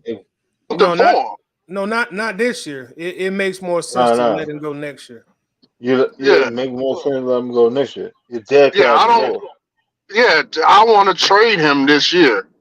Is what I'm saying. Are you saying trade him? Yeah, I'm saying trade him this year. If you trade him, I don't think the Falcons can afford to let him in this season, because he, like you said, you could cut. I think if you allow him to finish this season, he can get hurt. Two, if he plays poorly, that drops his stock in being able to trade him. So then really all you really can do is cut him, and I think we should get something for him, is what I'm saying. Okay, why you have a if we chance? trade him, what do you think we would get for him? I mean, he again, he in the chat going, y'all can disagree, but I mean, it is what it is. I take my fandom hat off when I talk football. He is not considered an elite player. So you probably get a third, maybe 4-4, maybe. Hell, I'll take that. I'll take that right now for Grady. If I can get me a third or I mean, you're not gonna get nothing special for him. No, that's what I was saying, like a fifth. A fifth. You're right, Weston. I really think we would get what we put into draft. We'll get a fifth. Yeah, you're right. Four, fifth. Yeah, you're right. Yeah. Coach, fourth round, that's a good. Fifth round is always. They're all pertain if we allow him to go into the season and start playing, and what his play is like at the beginning of the season. We played him around like week 4. So you want to trade? You want to trade him at trade deadline? Yes, you don't let him finish. Me personally, I would trade him before the trade deadline, because if you gotta look at it. If I'm gonna move him, I don't want to sit there and hold the process of Ruke getting on the field, because Ruke need to get his snap. He need to get his repetitions in. He need to get acclimated to the NFL. So if I'm gonna trade him, I don't want to hold it up no longer than what's necessary, because it's not doing the team any good. Think about it. I didn't know Ruke was playing this year, but I guess. I mean, yeah, he a second round pick. He getting on the field. That's a lot. He getting on the field. But like, y'all said he was a project. I thought he is a project, and part of the project is getting on the field and learning it out and figuring it out. That's why I don't think they're gonna trade him. I mean, I want to see what he can do anyway. So that's why I don't think they're gonna trade Grady. But if we are going to trade Grady, I would rather trade Grady now or in training camp, something like that before the season starts. And then Ruke can just run the whole season. Because right Well, now, this point, year, I'm okay. this year, right now, with the team that we have structured, even though we got a lot of talent on it, I just don't see it going past the division round. There's gonna be some Because folks of the that disagree defense, with you on that. it's not gonna happen. Because when it all said and done, and So this what are you gonna offense be? sitting there, What are you gonna be cheering for then? when this Just get to the offense put up division the point, round. when this offense put up the points that it's supposed to put up, and it's time to stop their defense, and it's time to put a quarterback on his back, who gonna go do it? Well, They will that's where try you think. That's something where you think that we're gonna come up when short. your boy come in at. We Who, got I Dory? mean, yeah. I disagree. I disagree with you, Winston. I actually think our defense has great potential. I Me think too. our defense is going to be very good. Actually, I just I'm think with we you, just Coach. need enough to I'm just saying the Hold on. sky's the limit. I'm not putting no cap on it. I'm saying I'm not I think we saying can that be the just as defense good is if we not coach gonna be them up good. right. I don't think the defense is gonna be as good as it was last year. For one, I definitely don't think it'll be as good as it was last year. We're You gonna don't have fall to back be if the offense is at better. least. If the offense is better, you don't have to be as good as you were last year. Just be serviceable. You know what I'm saying? If we scoring points, Understand complimentary football. I understand. All right, so in 2016, our offense was off the charts, right? Mm-hmm. So when we ran the score, we had a defense that was able to go get the quarterback when they were sitting there trying to pad to get back in the game, right? And you don't think we got defense to get the quarterback in? Hold on. So what happened this offseason? We just lost our two leading sack getters. But they were old men though. It don't matter. Because the old man, that's the worst part about it. The old man outshined the young buck. You got to get a young boy a chance to shine.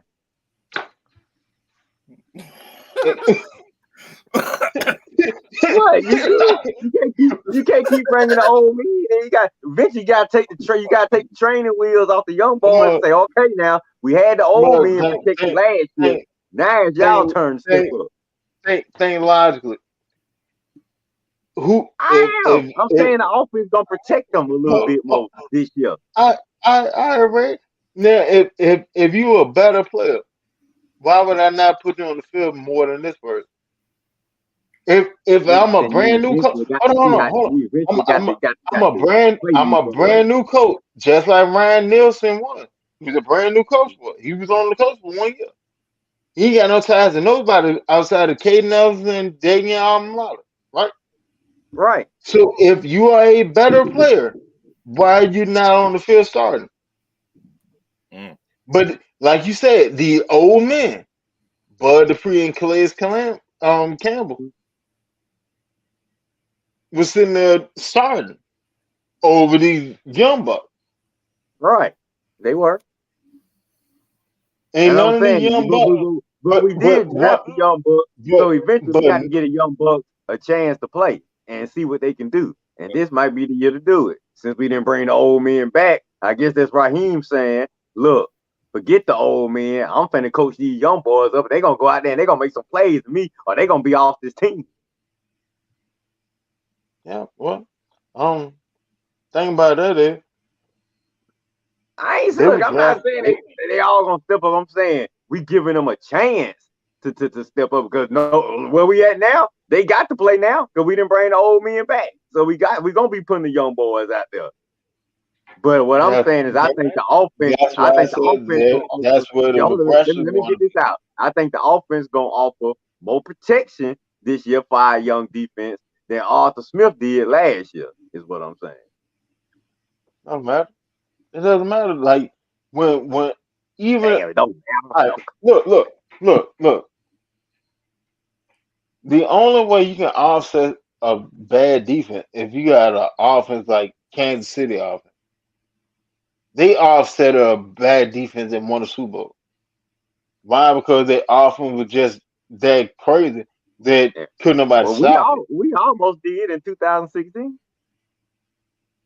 Case in point. Now, do we have a defense close to the 2016 defense?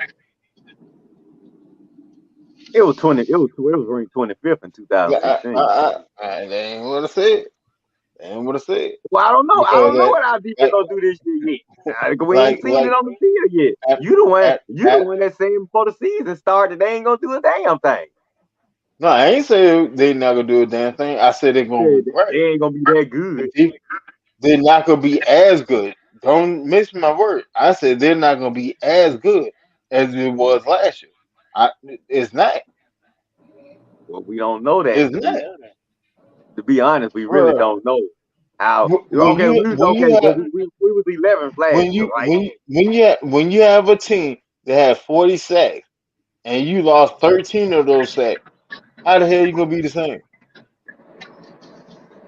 Gotta find 13 more sacks. Somebody gonna have to step up and get some more sacks this year. Case in point.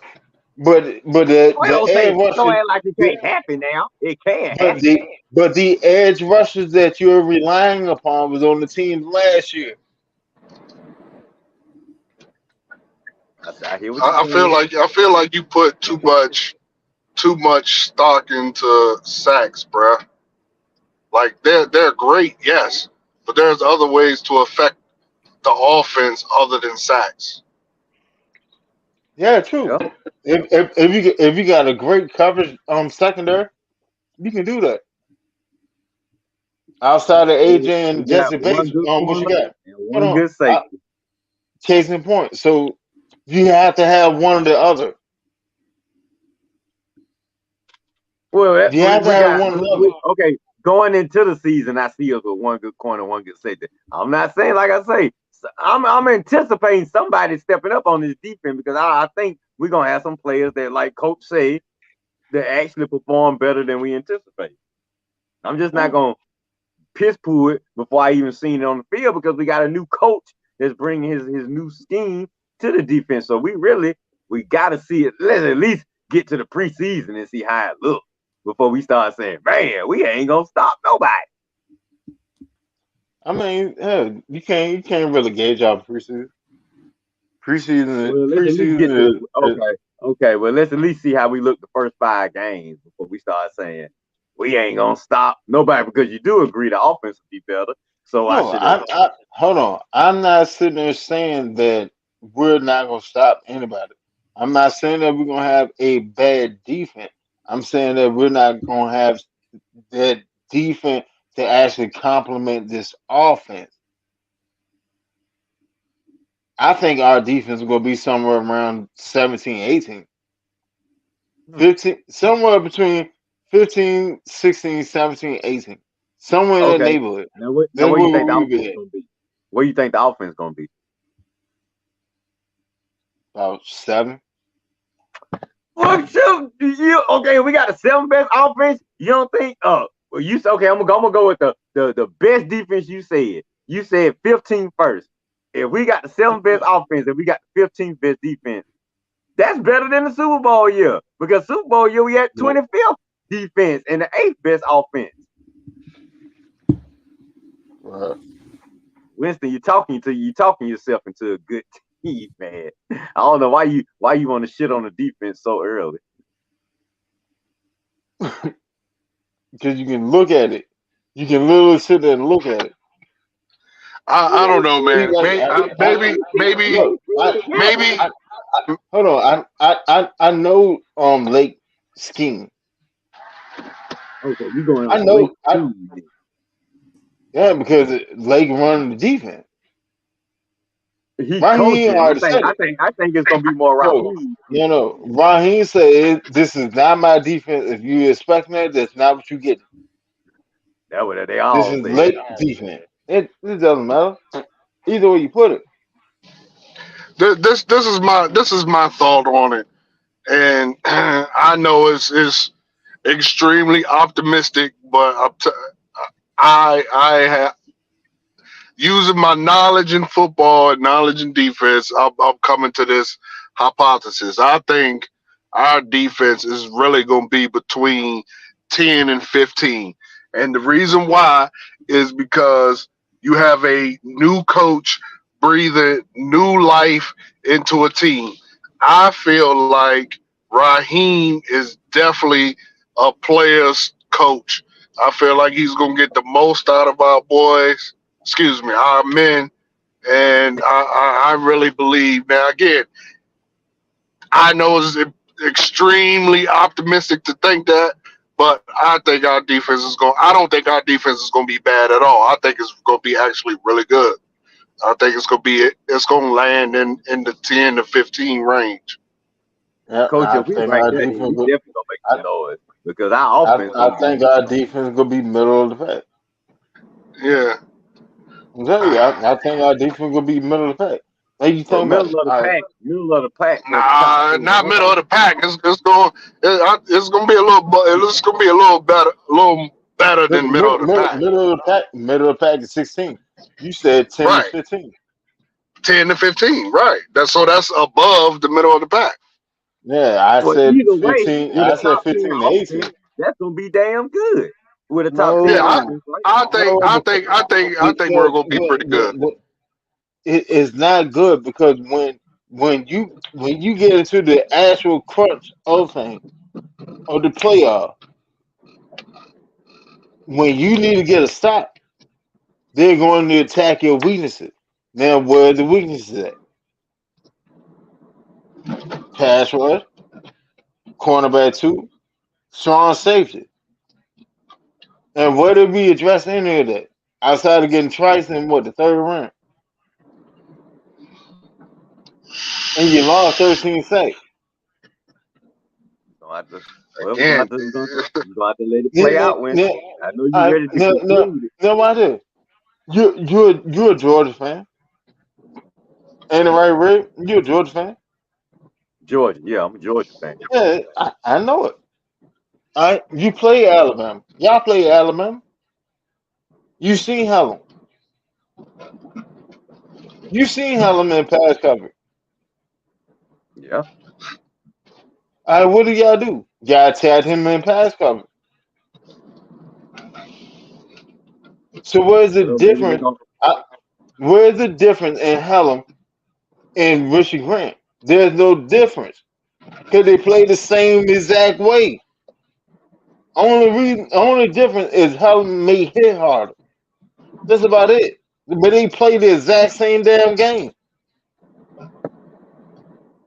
And people sitting there going, well, Helen had 3 interceptions in the preseason against the third and fourth string quarterback. Like, come on, man. Like, be realistic.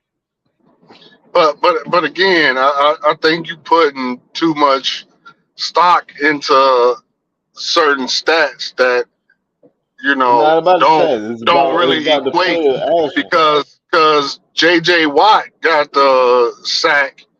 The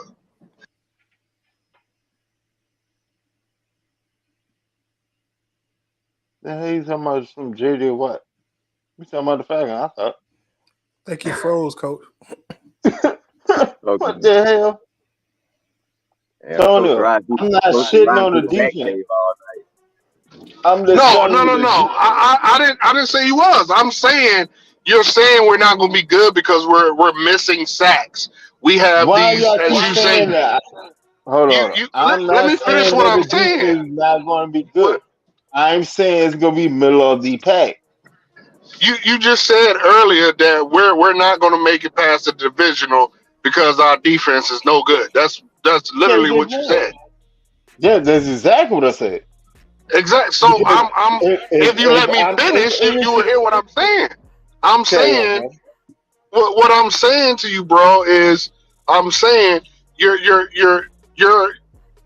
retort to everything I'm saying or what people are saying is we're missing the 13 sacks. We have the holes in pass rush. Yes, I don't know if we do or not because we got new players. So who knows? So who knows? I wasn't even finished, bro. Yes, you also said holes in the secondary. But what I'm trying to get you to understand is just because sacks is not is something that we're lacking does not equate to us not being a good team. I.e., you have Watt who had 22 sacks in the season. I think that's what he had, and his team ain't go no damn where. It's as you said, it's complimentary. You don't always. I tell my players all the time, I would love for you to give me sacks. I call them getting helmets. I would love for you to bring me helmets. I would love that. But that's not the end all be all. Can you disrupt the offense? And I believe we have players who can disrupt the offense. Sacks only look good when it's come time to paying money, in my opinion. Hold on. When JJ had the 22 sack, wasn't Kendrick Pickett the quarterback? I don't know, but that's not my team. I don't know. But what I'm saying is he had the sacks and they didn't go nowhere. Hold on, because I let you talk. Kenny Pickett was the quarterback. Kenny Pickett was worse rated than goddamn Ritter. And he's gone now. They brought in two new quarterbacks. Because they couldn't do nothing because their offense was trash. Kenny Pickett was worse rated. He said J.J. Watt, not T.J. J.J. Watt. Oh, hell, we can go. All right, let's go with J.J. J.J. Who was the quarterback then? Matt Schaub. Was Matt Schaub there then? Or who up? That's how bad the offense was. That's not complimentary football. I think it was Watson. No, it wasn't Watson. It damn sure wasn't Watson when JJ got 22. Because when Watson left, JJ was already in Arizona. Matter of fact, I think JJ had already retired.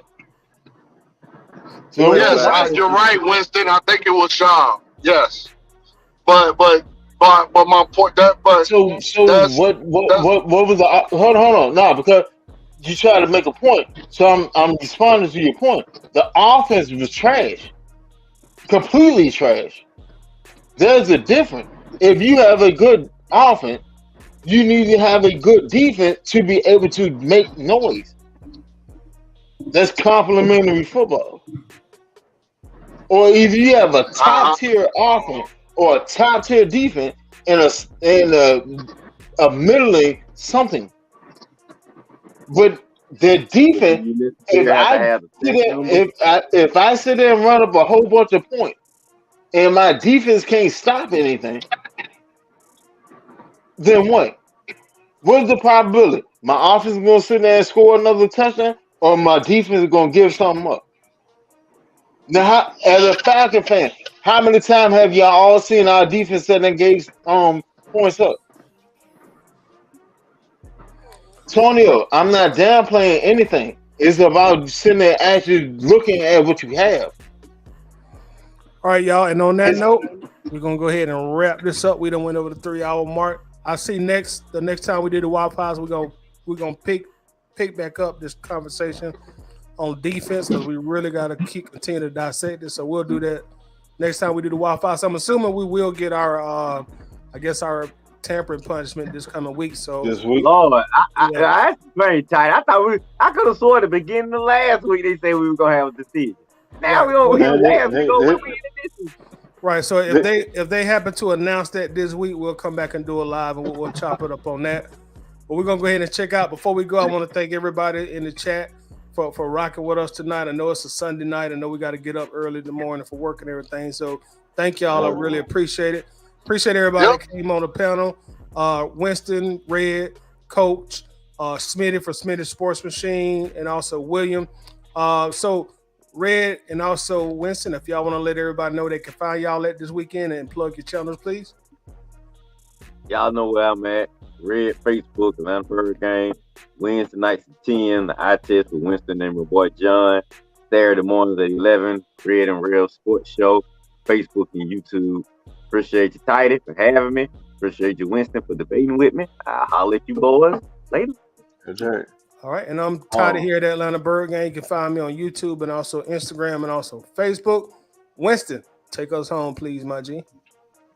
Fellas, I appreciate the time for having me on. You catch me and my partner John Hurd on the eye test Wednesday night, 10 p.m.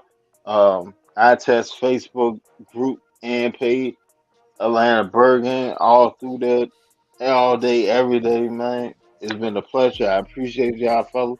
And it's been a good one. Yep, it's been a great one. Like I said, we get our announcement for tampering. We will be back on live. But until then, we out here. Peace. Everybody have a blessed week. Later. Y'all have a good night.